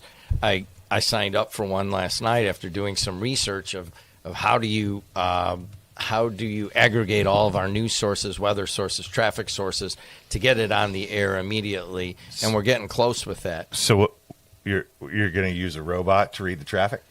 Is that how It's way better than you guys. That was awful traffic, by the way. I thought it was I from did both pretty of good. you. Well, you thought wrong. I was both going of you. fast. Yeah, I don't get the name. You called it the merger. It's yeah, the merge. That was that what was do you call that right there? It's the That was merge. fun. You The called mer- it I the called it the merger. merge. Yeah, that was okay, fun. Tony Panic. Yeah, exactly. I am. I had to think. I'm 44 years old. I've lived in this region forever. The Dan Ryan, hand up right now. I could not tell you which road that is. I know which couldn't. one it is. I couldn't. Well, that Is Even Lynette knows where it is. Well, so what is looks I like just I know don't know who's where doing they traffic start now. in. The Dan Ryan goes into the city, right? Yes. So is that as soon as I? So the answer to your question is, Did I we can lose do all of our traffic, callers? and Chuck Pullen could do traffic. Okay, just us two. He drives every day, and I can do traffic. Everybody else sucks at it. Kuziak sucks at it. Verley's not very good at it. Everybody sucks at traffic. I'm sorry. It's a very niche audience. Can you have someone stitch together just a stream of you doing traffic, and I'm going to study it? All right. Hey, so what I want to know when you guys go there, and I told Chuck this, is that all I want to know is what AI can do to take our existing audio and video content and repatriate it so that we can make it usable for people. As Lynette is doing a great job putting a preacher up there, right? But she's doing it all manually and has had to go in there, and Larry Kyleman has given her some files, and some of that old preacher stuff is about as good as it will ever get in local radio. Now, how do we repatriate that into a stream that integrates? It's not robotic traffic. They don't sound like it anymore. It's time for CP3O to do the traffic and wreck. Yeah, exactly. So, anyways, that's all I want is how do you repatriate the content? Recycling content is kind of the buzzword in streaming right now, and I know that there's a lot of tools out there that she can use. We're testing one today, but I know you guys will see a lot more. Anyways, hey, about the taxes. I got my tax bill right in front of me. Right. It just got here. I've got mine pulled up online. And John Patalis is actually coming here today to record a spot for his candidacy, right? So I have this sitting out here to ask him. Just leave it right why on the table. Is it higher? I thought we got a property tax cut. It's higher than it was, significantly higher. Now, why is that, Starkey? Beats me. Truly, and I don't. We've established it. 30% higher. They cut the taxes downstate, right? And they cut taxes that they don't receive.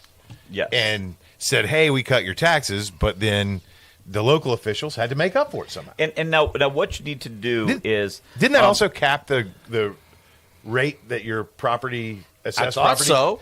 Like the rate of increase on your assessments, right? Wasn't that a component of it? Yes, but what you need. So to did they just max it out this year? This is the business property tax bill. I haven't Yeah. looked at my personal. I mean, just your mortgage company pays Yeah, that. that's what A we were lot of talking people about. don't ever look at it. Don't ever. What are look you at gonna do that. about it? They Because just say, hey, it comes out of your escrow. Your yearly mortgage, your monthly payment on your mortgage usually changes every year. Yeah. And then I don't know, mine's been going up about $100 a year, and you just don't really notice it, I guess. But on this business one, I'm noticing that. Now, have you noticed anything on yours at Docs? It goes up every year. Yeah. I don't have my statement in front of me, but I wish those guys in Dyer were a little more efficient with their services. Then it probably wouldn't go up. And this, to your point, I say what you need to do is once you get that, you then need to look on your line items and see which of those went up. Because I'm telling you, in Dyer, the municipal portion, the rate did not go up. Of course it did, because you guys are very. I mean, now your assessed value may have went up, but then that's when you call the county folks and you say, hey, why did this go up? Hey, I'm not doing that. John Patalis is coming in here to give me a check and do his spots. He's going to explain it to me personally, and then I'm going to explain it to you why this went up significantly. So you're right, but I'll wait till he gets here. And I've heard it from a number of people like, wow, I thought it went down. Now, your income tax, your federal income tax might be a little better refund, and I'm not exactly sure why, what exactly is going on. It's kind of like an esoteric formula. It is. I don't think I just did my taxes the other day because I wait to the last minute. Can I address something that I didn't quite get to address on Tuesday? And there were two things, and I don't want to touch the SSCVA because you're not allowed to talk, all right? But, I think Verley and Michelle Quinn were talking about, minority representation in towns and cities and boards and that kind of stuff. And we started going on that, and I'm all for minority representation. And may the best man or woman or whatever transgender. Now those are two different things. Those are two different things because what you just said is I want a diverse representation, and I want the best person for the job. So those two things are conflicting. You can't go and say, look, there's a 5-member council, a 5-member board, so I need to have one of every make and model on there, or do you want the 5 best people to either represent or have knowledge on that task? They're two independent things, and I don't see much cross between that because as soon as you start saying, no, I need to have a Ford here and I need to have a Chevy here, what you're doing is you're saying there may be some Dodges or Mercedes that are better, but I can't have them because I need to have a Ford and I need to have a Chevy. Well, it's a deep topic, and one of the things is, do you give weight to someone for their cultural experience as being a Hispanic or a black or a woman? Should their weight be given that? I can't even get into that discussion because everybody has their own opinion on it. I know this, that if you're on a board and you start openly saying that you want bigger and better representation from cultural, you are opening yourself up for major civil lawsuit. And that is exactly what happened with colleges that were saying, hey, listen, we want to increase minority enrollment. And then they got sued, and then they got beat, especially Harvard and Yale and some of the bigger ones. But that goes all the way down to boards.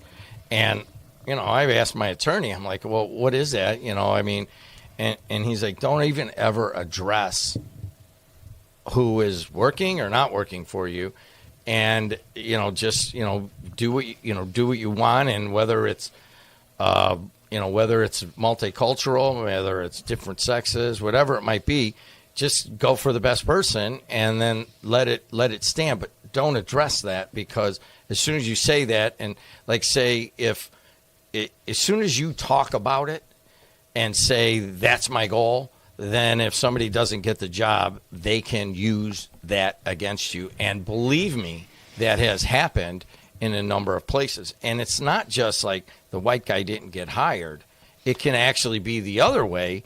It could be the black person didn't get hired. I mean, either way, whether you agree with it or not, there was an attack on DEI. Now it's in the courts. Now they're just trying to eradicate it. Yeah. You can argue with it all you want, and I'm okay with a general debate in it, but I just I'm talking to boards and to businesses. Hey, man, just be careful what you put out there. You want the best person for the job, and when you say that, okay, let's say one of the communities around here is going to establish an African American heritage center for the African American experience in the region. Let's just say that they're going to do that. And they're looking to establish a board to run that. They're probably not going to interview Brent and I, only because we don't have that much to contribute to that. But what I would say is that then lends to experience. You're probably going to want to find African Americans who live in the region who can add something to that. But that's experience based. And so you're not hiring people or appointing people because of some of their immutable qualities. You're hiring them or appointing them because of what they bring to the table. So there are certain boards or commissions that the experience and the perspective matters. But when you're talking about technical positions, you want the best person for the job. And, it could be a, purple lizard person, and if that's the best person for the job, then that's who you should be appointing on there. And anybody who says that, diversity for diversity's sake, I just don't understand that. Well, I mean, whether you understand it or agree with it or not agree with it, to me, it's a legal thing at this point. You just deal with the world as it is. This is where it's at right now for your business and for your board, for your municipality. You've got to work within how the world is working right now. Now, the one thing, and I've seen this with trade unions, who are always, whether overtly or implied, trying to increase their minority representation and to try to bring women into the trades. They offer a lot of different perspectives that help a lot of times. But, they can't do it either. You can't say, hey, we're going to take 20 apprentices and we're going to make sure we get 4 African-American and 4 Hispanic and 2 women. You can't say that. But you can recruit the heck at minority recruitment fairs. You can go into minority-heavy high schools and just hit it hard and try to get them and to know that they can be in the building trades. And the same thing goes with policemen. I mean, Greg Mance here used to come in and talk openly about how do we increase minority policing in Griffith. And he's like, we got to recruit. We got to recruit. It's all about recruiting. And that opened my eyes to that's where it's at. And with dealing with the building trades, you have to get out there and recruit in the populations where you want to get to. But you cannot say it's not based on merit. It's based on the color of your skin. I think, and I can speak to this broader question a little bit when you're talking about boards, right? And the discussion. You got to talk into that microphone. We're talking about boards, and you were the discussion that you had the other day on the station was about the Little Cow board, and it's a much smaller board, but the guys on it, your point was they've done a really good job. We haven't flooded again. It's what do they have? 2 employees, right? And then you look at the board I'm on, so it's focused on tourism, right? But my entire career has been in the tourism-related industry. I've worked every job I've ever had in my life has been in restaurants or hotels. He's probably spent 10 million hours in bars. Yeah, as a patron as well. But so I have, when we have discussions about initiatives and things that we want to do, I have a pretty unique perspective that I can add, right? And in my mind, we have a diverse board, and a lot of people bring different things to the table in that. I'm sorry, folks, if you're listening and not watching, my mic keeps moving and they're trying to distract me. So my point is the experience and knowledge perspective that someone has on a board based on what that board is overseeing is the most important thing to me. Well, right? and I mean, it's great to have a lot of different perspectives, which could come from people of different ethnicities or backgrounds or women. So someone might see things from an industry perspective different than I have. Billy Baker was telling me, he's like, How does it feel to you've been here a decade? You're still the new guy, right? You're the outsider. You look at these things different than I do or Jed does, who's lived here our whole life. Look at him. We need a shot clock. Fast call Friday. We need a shot clock for Jed. Added something. You're the leading. All right, go to the callers. We're going to take some callers. Caller, you're on the air. We're going to give you 30 seconds. I'm going to just use. No, we'll give you all the time you want. Oh, I thought we were going to go fast. We got a whole bunch of callers. You just let Jimmy ruin a half hour of this show. Let me ruin a half hour. Hey, so when you guys go out to this conference, okay, skip all the AI and all these idiotic things Jimmy's telling you to look for. Go for quality of content. There's a guy over there named Rick Kubik. Doesn't do AI. All right, listen, programming and personnel, call me anytime. Do you have an issue that we're talking about? Do you have an issue that we're talking about? Well, yeah, you talked about the moon AI. No, we're not talking about the moon. Today is You're the first one that's mentioned the moon taxes, today. elections, and lockouts. Those are your three qualified topics. And the snowy owl. We did talk about the snowy owl. Here's about the quality of the content of our political officials. If somehow you catch your toe on a piece of carpet in a building and you fall, dislocate both shoulders, break a leg, and do other things, I think you're not physically fit to even get to work that day. Yeah, that's not fair. You have no idea what happened. None of us do. The fact is, the lady was in a. It sounds like a terrible. I mean, she broke her back. It's a terrible accident. Yeah, you can't say she's not physically fit or she tripped on. You able to show up for work. No. You have to at least be able to show up, and not more than once every 5 years. Well, now, I would definitely think if you haven't been to work in 4 years, you shouldn't be running for re-election. I'll leave it at that. Oh, all right, and the voters get to decide. As they swap jobs back and forth. Hey, remind the listeners. Hold on a second. Remind the listeners what story you're talking about in a quick one. So we had a news article in the Tribune titled "Lake County Auditor Criticized for Not Coming to Work, Tax Error." It appears as though we're just reading the article here. Lake County Auditor Peggy Cortana is mentioning not coming to work for the last 3 to 4 years, possibly due to an accident. In that ensuing time, there have been a number of tax errors that appear to be affecting everyone in Lake County. The Lake County Council voted 7-0 on Tuesday to send a letter to the Lake County Commissioners. Why they couldn't walk next door, I don't know. But to request a joint executive session, a closed-door executive session, to discuss the auditor's office. So clearly something's going on.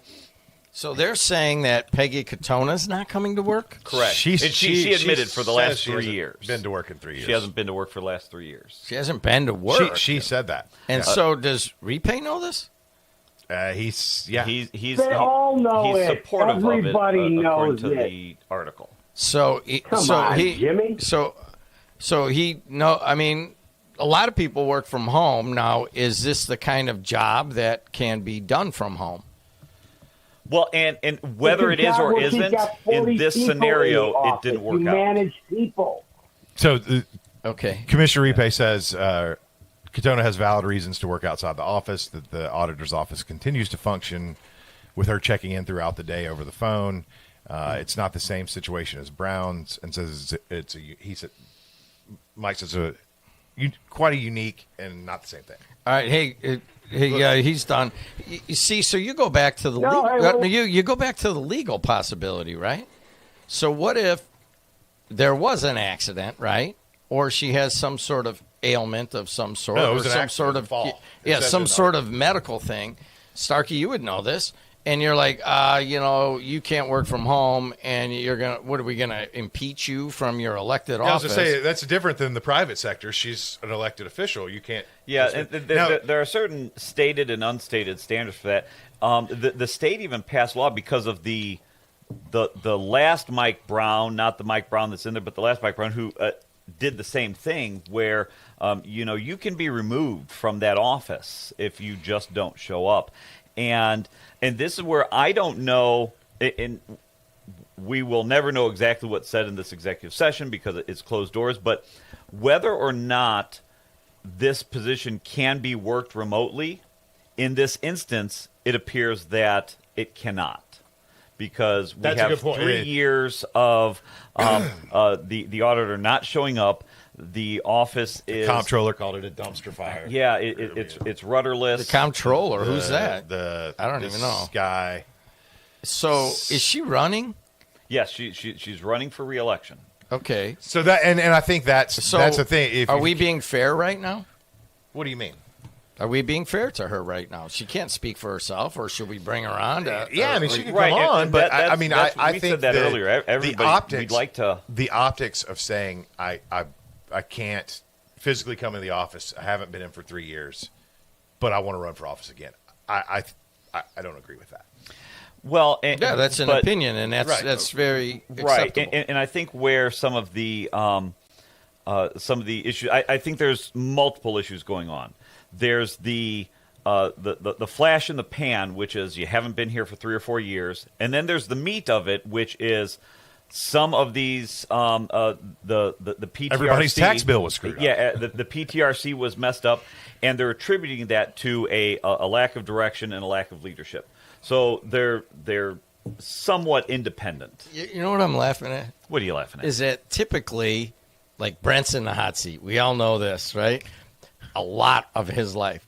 I've been in the hot seat for kind of 22 years-ish, and I'm just showing up after walking for 41 minutes all the way around Wicker Park and whistling and just hanging out in the sunshine. Hello, hi, how are you? Same people that are always walking. And you're in the hot seat. Me, what did I do? Because you're an elected official.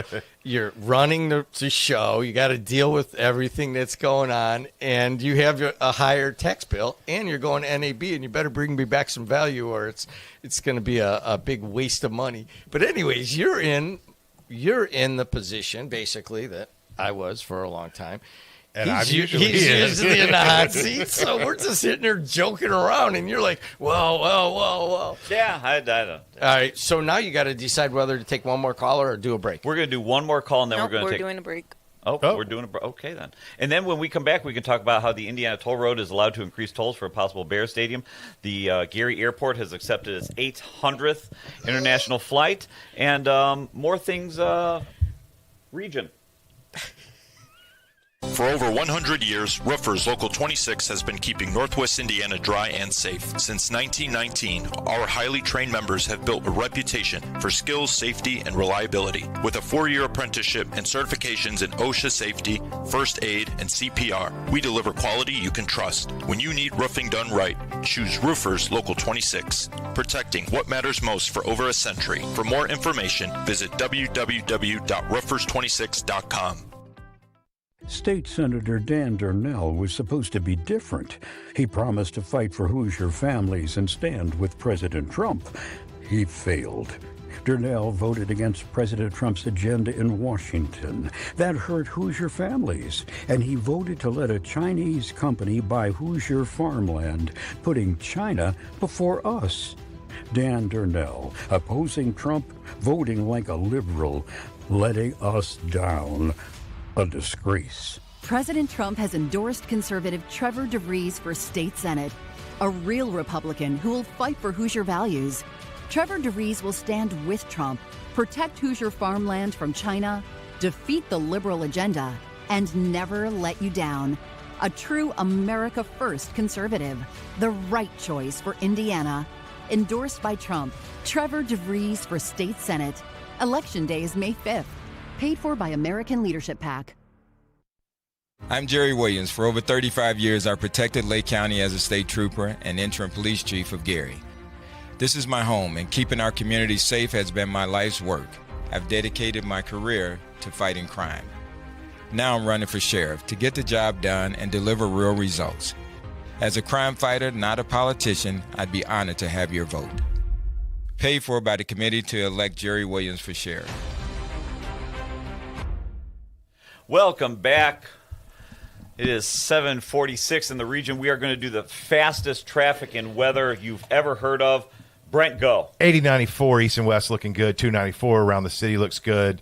Inbound is good until you hit the Dan Ryan at the merge. Then it backs up as normal. Everything looks good here in Lake County. A little bit of clog at if you're going north on Klein from 8094.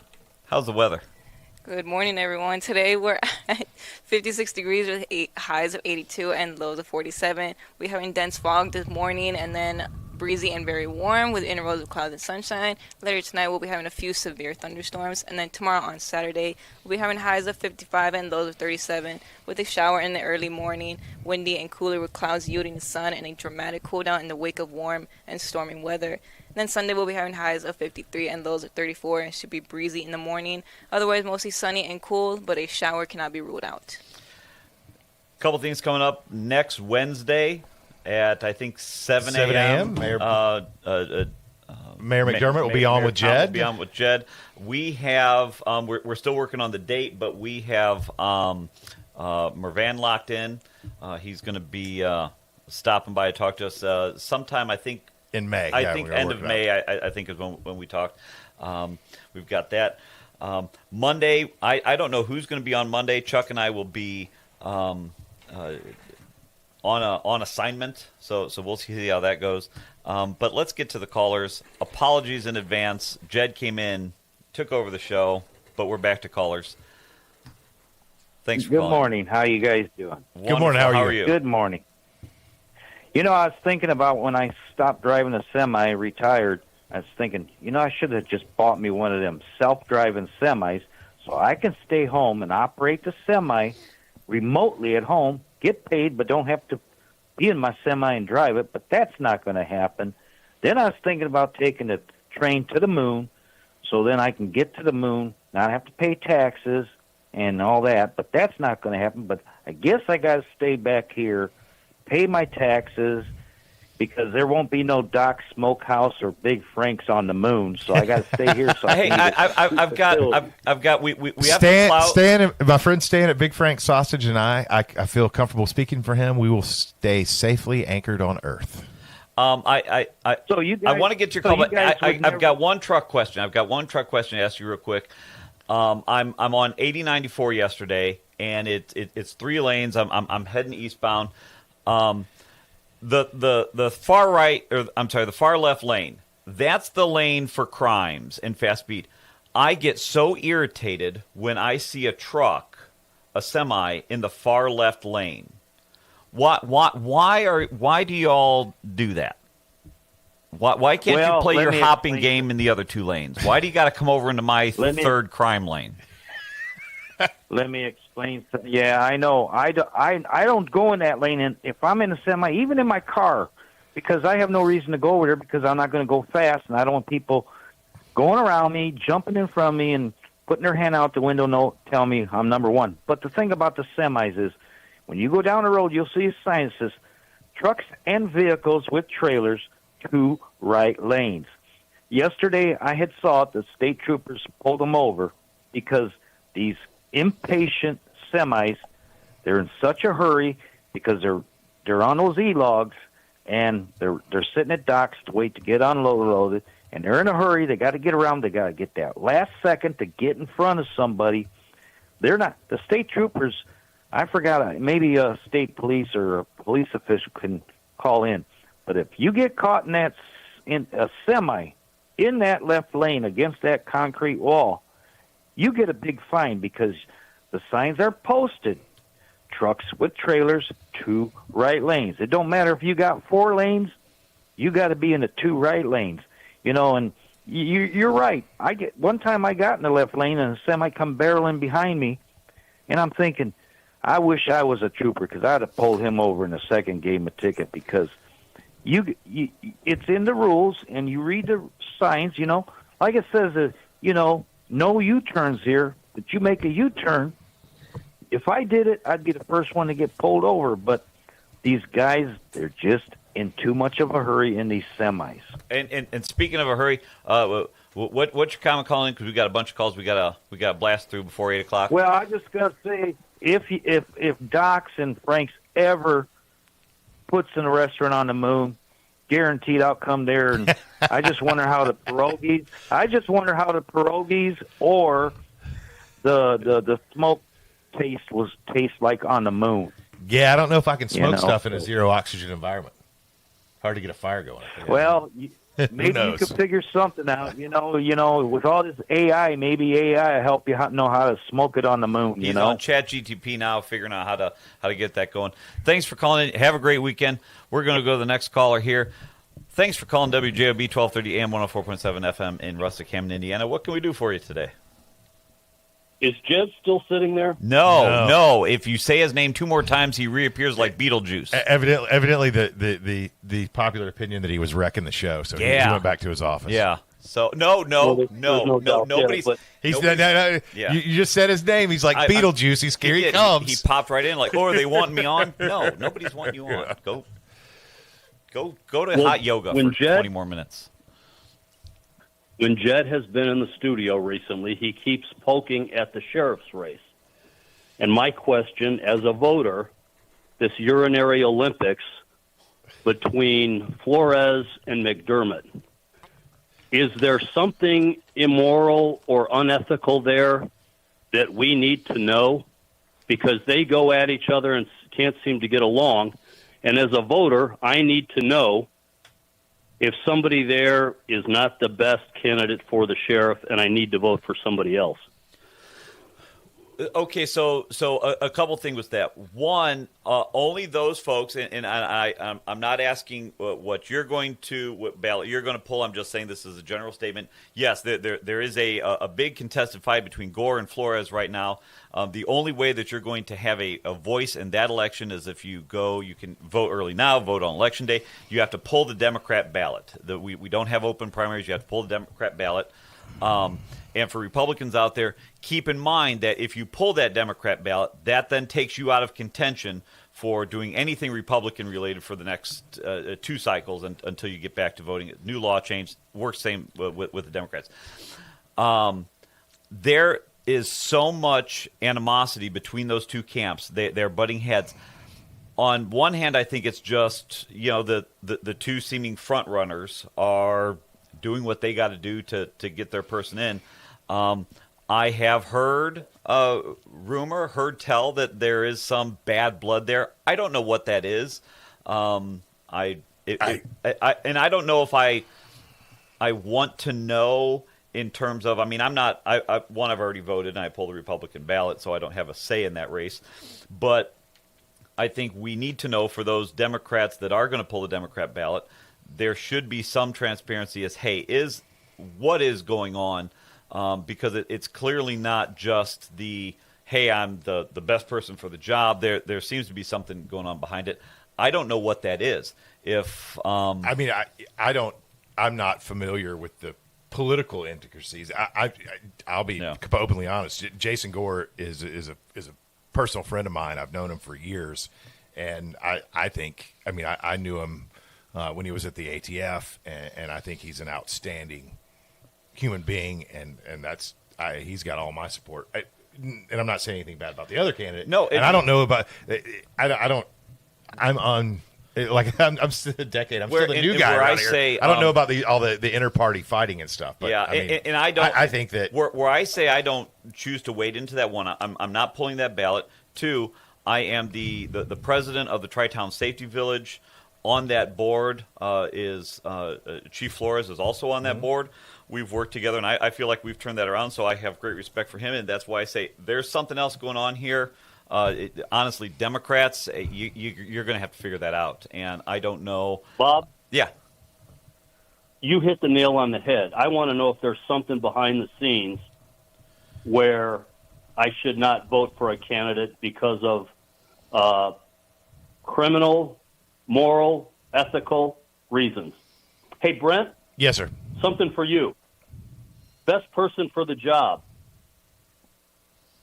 Yeah, no, that's what I think. I mean, I don't know Chief Flores personally, but I know Jason Gore, and I think he would do a great job. I think his character and integrity are beyond reproach. That's my personal opinion as a guy who's known him for a long time. Best person for the job in other areas. Was Dave Uran the best person for the job, and how'd that work out for you? All right. I think that we're was going to go to the next caller. I can't comment on that. Dude, I'm going with it.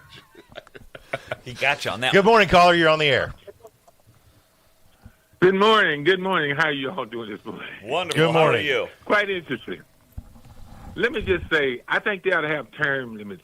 Basically, what I'm seeing the auditor and the treasurer, I can't run no more this time. I want to run the next time. I want to run. It's been going on for 30 years. Okay, and if someone let's say this, and people say these Democrats, are you aware that these two people's individuals you're talking about is supported by a guy by the name of Cantrell? Are you aware of that? He's a Republican. He apparently, I guess they don't have any person that could take on those offices in the county. His name is Cantrell, and it's not a Judge Cantrell. Everybody know who I'm talking. You all know who I'm talking about. Don't act like you don't know what I'm talking about. I don't, but I'm going to do some research. Yeah, but, I don't, but I'm not dialed in. You don't know of a guy named Cantrell. He goes and puts people say, "Hey, we're going to go this person. Maybe I'll give them they'll give my daughters a job or something." Like, you don't know what's going on. Come on, don't tell me that BS. I remember I'm the new guy. I've only been here for 10 years. I don't know. I have no idea who Cantrell is. Who's the politician there? Who's the politician there? That's me. One of you. Okay. Not me. Okay. Not me. Make that totally clear. I am not a politician, nor will I ever be one. I'm going to tell you the truth. I'm going to tell you the truth.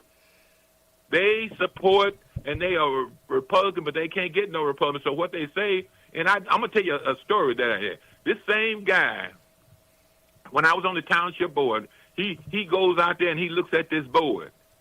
And he said, Ron Matlock will probably win. So I'm going to put a white girl on there from Griffith and on the township board. And I looked at him. I said, who's that guy? He said, Ron Matlock. Do you know him? I said, you talking to him right now. He almost fell out. Well, hey, thanks for calling. We got a whole bunch of people stacked up. So I'm just saying, for you people who are saying, well, the Democrats, right now, they going at Darnell, that guy, they running that because he didn't do Trump bidding. He did the right thing. Let's give me a break. Okay. Yeah. There's all kinds of things like that. I'm sure I've given them something to think about, and I'm sure that a lot of those people are laughing. Flores, you all know that. You know, Gore, you all know who that guy is. Yeah. Never heard of him. Hey, it's 7:59. We got to take our 8 o'clock break, and we're going to get right back to the callers. This show's going until 8:30, so as soon as we're back from the break, we're going to get through all the callers. We'll see you back here on WJOB 1230 AM, the voice and face of the region. What if one evening could change a life? At Legacy Rising, every moment helps bring hope to children, families, and individuals across Northwest Indiana. Join Mental Health America of Northwest Indiana on May 7th at the Hard Rock Casino, Northern Indiana, for an unforgettable night of inspiration, elegant dining, and powerful stories of resilience. Your participation helps fund critical mental health programs supporting those who need it most in our community. For tickets, text Legacy Rising 2026 to 33100 or visit our website at mhanwi.org. It's the simplest expression. The smallest thing that changes everything. A smile. So easy. A smile lights it up. Apologizes. And welcomes unconditionally. Because the shortest distance between two people is a smile. Thank you. Strachan Van Til, where making life easier starts with a smile. I'm Jerry Williams. For over 35 years, I protected Lake County as a state trooper and interim police chief of Gary. This is my home, and keeping our community safe has been my life's work. I've dedicated my career to fighting crime. Now I'm running for sheriff to get the job done and deliver real results. As a crime fighter, not a politician, I'd be honored to have your vote. Paid for by the committee to elect Jerry Williams for sheriff. IBEW Local 697 electrical contractors bring the highest standard of electrical work to Lake County homes, schools, and businesses. From everyday fixes to once-in-a-lifetime builds, we don't just get the job done, We get it done right and up to the highest safety standards. When you need electrical work, hire the professionals who power Indiana. Powering Indiana, Lake County, bringing excellence to the job, creating a brighter future for our community. It is 8:02 in the region. You're listening to Region Rundown with Bob and Brent here on WJOB 1230 AM 104.7 FM in Hammond, Indiana, on the YouTubes. If we can do traffic and weather quickly, let's do that quickly. Indiana is fine. It really gums up as you go in every single direction into the city. After the merge. After the merge. Not the merger, the merge. So that's your traffic. How's your weather? Good morning, everyone. Today we're at 52 degrees, highs of 82 and lows of 47, with dense fog this morning, otherwise breezy and very warm with intervals of clouds and sunshine. Later tonight we'll be having a few severe thunderstorms. And then tomorrow and Saturday we'll be having highs of 55 and lows of 37, with a shower early in the area in the morning, windy and cooler with clouds muting the sun, and a dramatic cool down in the wake of warm and stormy weather. And then and then Sunday we'll be having highs of 53 and lows of 34. Should be breezy in the morning, otherwise mostly sunny and cool, but a shower cannot be ruled out. We have about 20 minutes left before Brent and I have to get out of here and go to our jobs. Brent's got to fire up the smoker. I have to go ensure that pipelines are being protected throughout Indiana. I know we've got a couple callers. One thing that here's your assignment for all of you to do and check out for Monday's show. Indiana Toll Road allowed to increase tolls for possible Bears Stadium. This is from the Chicago Tribune. The Indiana Finance Authority approved a resolution Tuesday to allow the Indiana Toll Road to increase its tolls by 1.5% or by inflation. Twice a year. Whichever is greater, twice a year in exchange for $700 million in payments. Currently it increases 2% a year, and now it's going to increase a minimum of 3%. And under the current administration, inflation continues to rise, so it's probably going to be more than 3%. Whichever is greater.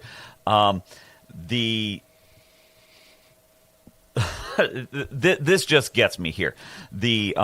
Or by inflation. They had to add that tracker in there because they want more money.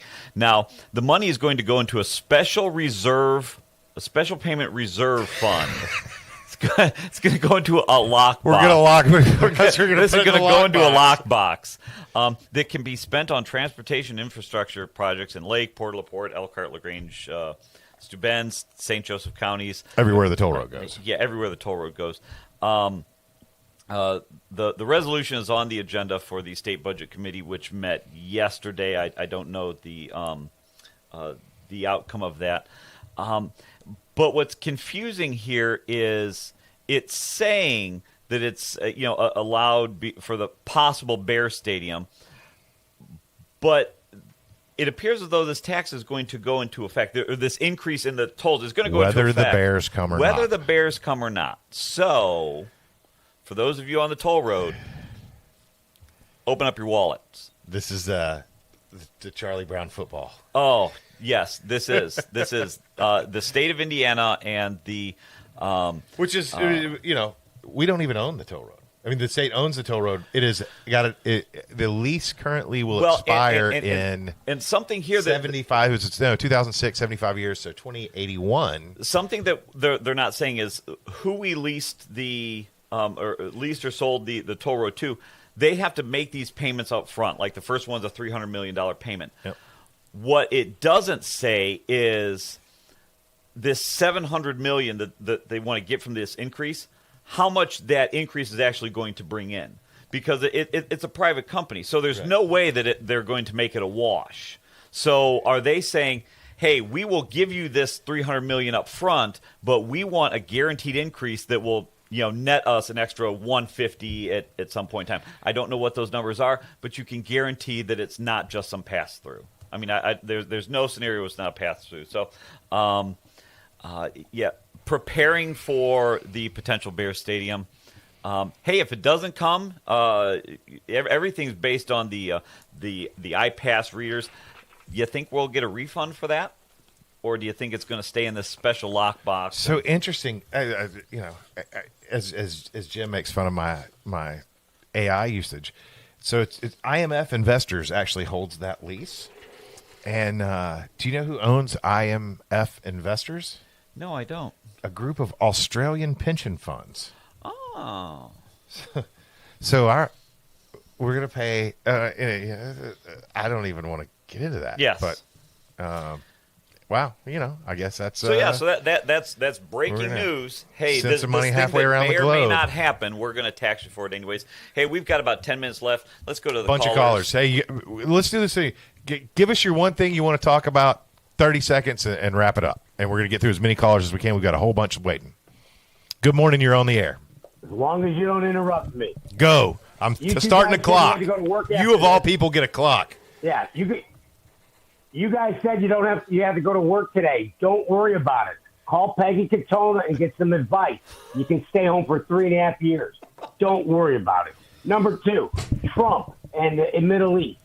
Check the price of crude oil. Down $8.50. All 3 indicators in the stocks are going to make record highs today, okay? Oil will be hitting $79 today. You can bet on it. And the other thing, Bob, you used the word scheme 3 times earlier. You were mentioning the state cutting taxes. Well, guess what? Anytime government cuts taxes is a good thing.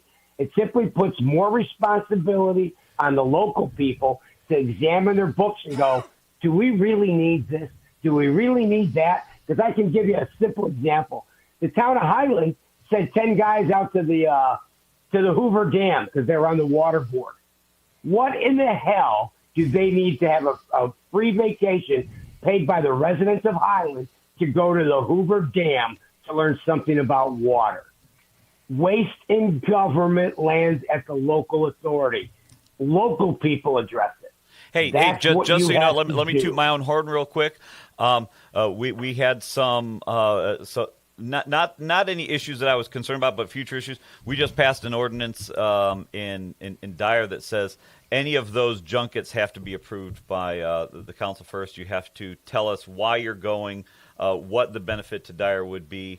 And you're allowed to go, but it'll be on you until the council approves it. So Zero junkets. You just got done saying you can work from remote. Well, you can do the junket from remote. You don't need to go. I'm sure if you go on YouTube, I'm sure if you go on YouTube, there's a live stream of the Hoover Dam right now.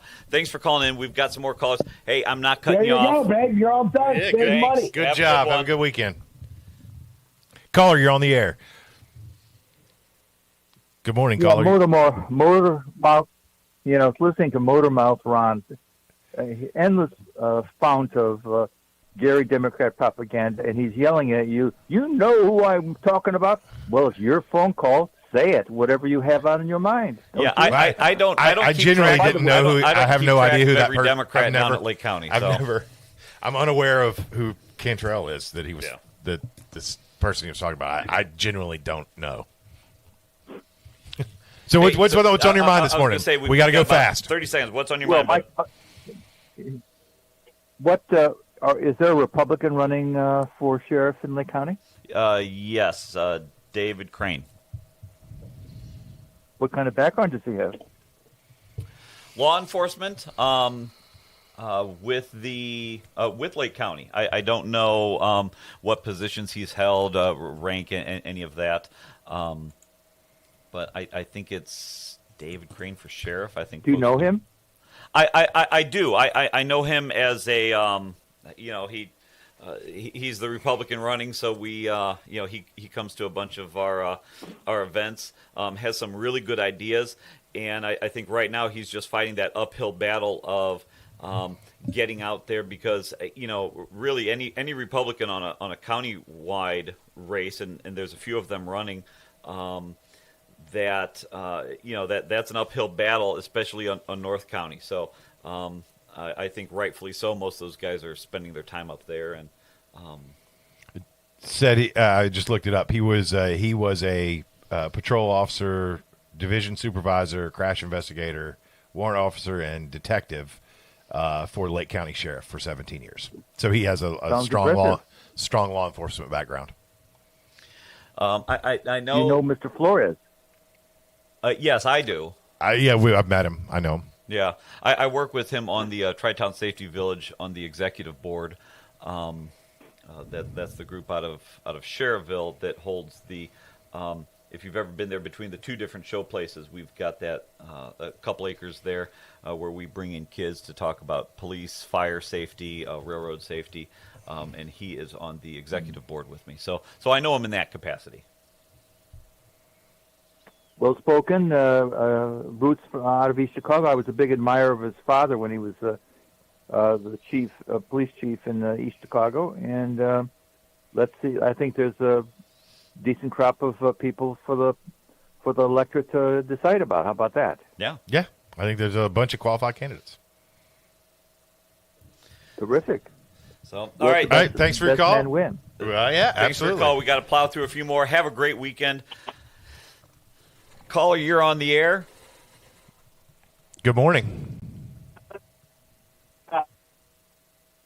You're breaking up. Hello? Nope. Sorry, we can't hear you. We're going to the next Breaking one. up, going to the next caller. Apologize if you've been Sorry about holding. that. Good morning. You're on the air. Hello, I live in Lake County. I live in Gary, and I just received my tax bill as well yesterday. However, I called in advance of its arrival. I have two tax bills because I have two properties. Okay. But the amount that the taxes have gone up, at least $200 to $300 each season that the funds are due, and the what I find most unprofessional is that you can't go online to pay your taxes now if you wanted to because they're doing some type of an overhaul. And I think that's such poor timing, and it just puts a burden on the resident to have to come in and walk into a facility. And I work in the Chicagoland area, so getting there is a little difficult. Of course, I know I can mail it in, but I often just like to pay it online, pay them both online. So I think that was a really poor error in judgment, and wanting to do these upgrades right in the window in which taxes, property taxes are due. I'm looking at. I logged in to take a look at mine, and you're correct. There's a big warning or indicator. You know, this bill cannot be paid at this time.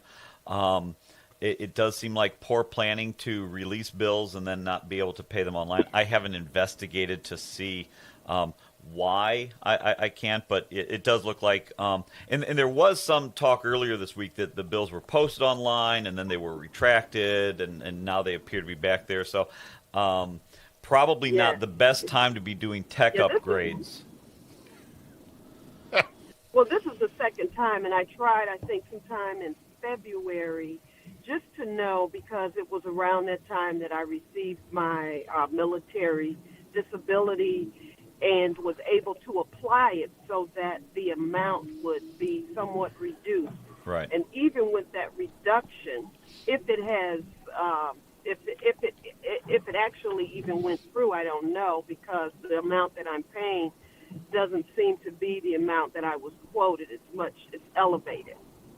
So I just hope that whomever the individual is who's working from home, that she isn't in any way connected with some of these issues. And I don't know if the errors in the tax bill are connected with her inability to be in the office or whatever. But I know that with all of this happening, I'm going to have to go and spend time down there if I can get down there and figure out what's going on, because I kept all my receipts and such from the application. And you said that military disability. First, thank you for serving. Second, you had mentioned that you saw a couple $100 increase on. It said twice a year, so I'm just going to assume the spring and the fall payments of that. I'm looking at mine, and there is no discernible, mark to say how much your taxes actually are. The amount due, I have an amount due in May. I have an amount due in November. It's paid out of the escrow, so I don't really see that right away. That number is different than the tax liability number. Nowhere in any of the you've got your account information, summary of taxes, property tax cap information, gross property tax distribution, other applicable charges. Nowhere there, none of those numbers add up to the number that I'm going to be charged. And again, then you get into the previous year tax information. It's extremely confusing that you can't just have a box at the top that says, hey, this is how much you're going to pay. There is, I got that, the warning for upward adjustment, which is funny. Upward adjustment of an additional $627. But then you scroll down and there's another adjustment of $500 some odd dollars. But in the end, I'm only paying an extra, $200. It's not very clean. It certainly isn't clean. It certainly is not designed in a way to make it easy for the population as a whole to use. So, and I don't have a mortgage on either of my properties. One is not. I mean, the home is still in disrepair. It's kept. Right. It's very well kept, but it's not in live-in condition. The other one is across the street, and it went from dilapidated to now really it's completely upgraded, jacuzzis, everything. It's beautiful. But the amount even on the dilapidated one has doubled. I mean, I know I've cut down all the trees, the grass is manicured, and it's been pointed and everything, but new roof. But it's not live-in yet. It looks much nicer. But it still shouldn't, there should be some type of a way for us to, one, pay our taxes, because I don't like to wait until the due date. I like to get it done as quickly as possible. But it doesn't, they did a very poor job at handling timing for when they want to do upgrades. And then also, I just wanted to add briefly that I was off work for 3 months due to a semi-truck hit me right there on the Bourne Expressway. And for 5 years, I've been in therapy, back problems, worked all the time. But when it came time for the major surgery, I was off for 3 months, and I've just returned about 3 weeks ago. And I was off with pay, but I had to come back. And right. They have what we call a sick pay bank for individuals who donate and haven't used in our union. And they said, okay, you've been serving our company for 10 plus years. Sure, you've been a reliable employee. And in addition, I was able to receive a sabbatical to go back and receive training for a year, which I received pay as well. But I would in no way abuse my injury, my injury as an opportunity to be off. And I'm an educator, so I can't. We're not teaching online. COVID is over, and so they found a sub, but for 3 months. But I certainly couldn't see that happening for 4 years. I would just, let me find something else. And certainly, or maybe it's time to retire. I think there's also two different discussions between a traditional employee, a situation like yours where you're an employee, you're a teacher, something happens and you have to be out for a medical reason, versus an elected official. So I think those are two different things. I want to thank you for your service. We've got just a few minutes here. You have a great weekend. You are listening to WJOB AM 1230, the voice and face of the region. You got to work on that a little bit. Yeah, I think that's great. It's my NPR voice. It is. Do we have any callers left? We got one more. We got one more. One more. And just a couple of minutes because we got 4 minutes left. Good morning, caller. You're on the air.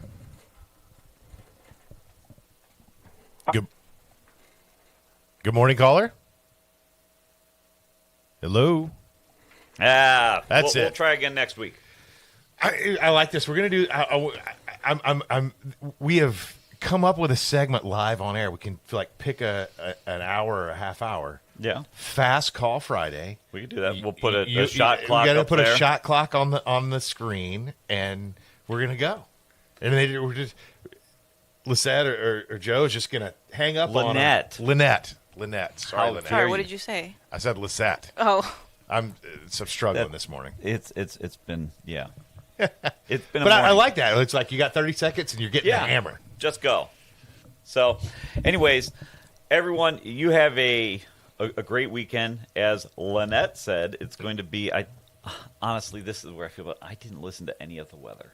I don't remember what I said either. Oh, that's fantastic. Well, let's just say that your attitude determines the weather. So if you're in a good mood, it'll be great. And let me hit the traffic one more time, just so Jim thinks I can do it as fast as I can. No. Ready? 8094 east and west is smooth. 294 around the city.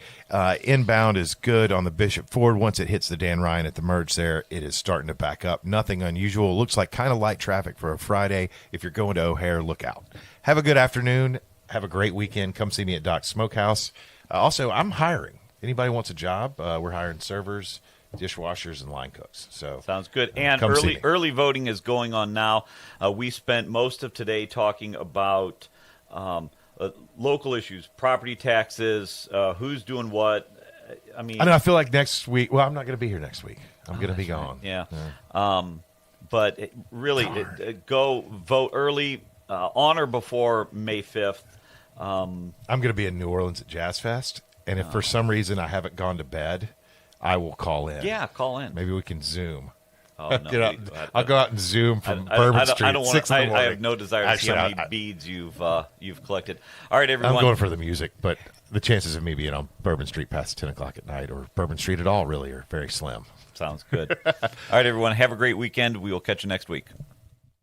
It's the simplest expression. The smallest thing that changes everything. A smile. So easy.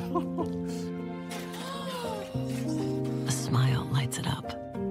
Apologizes. And welcomes unconditionally. Because the shortest distance between two people is a smile. Thank you. Strack and Van Til, where making life easier starts with a smile. State Sen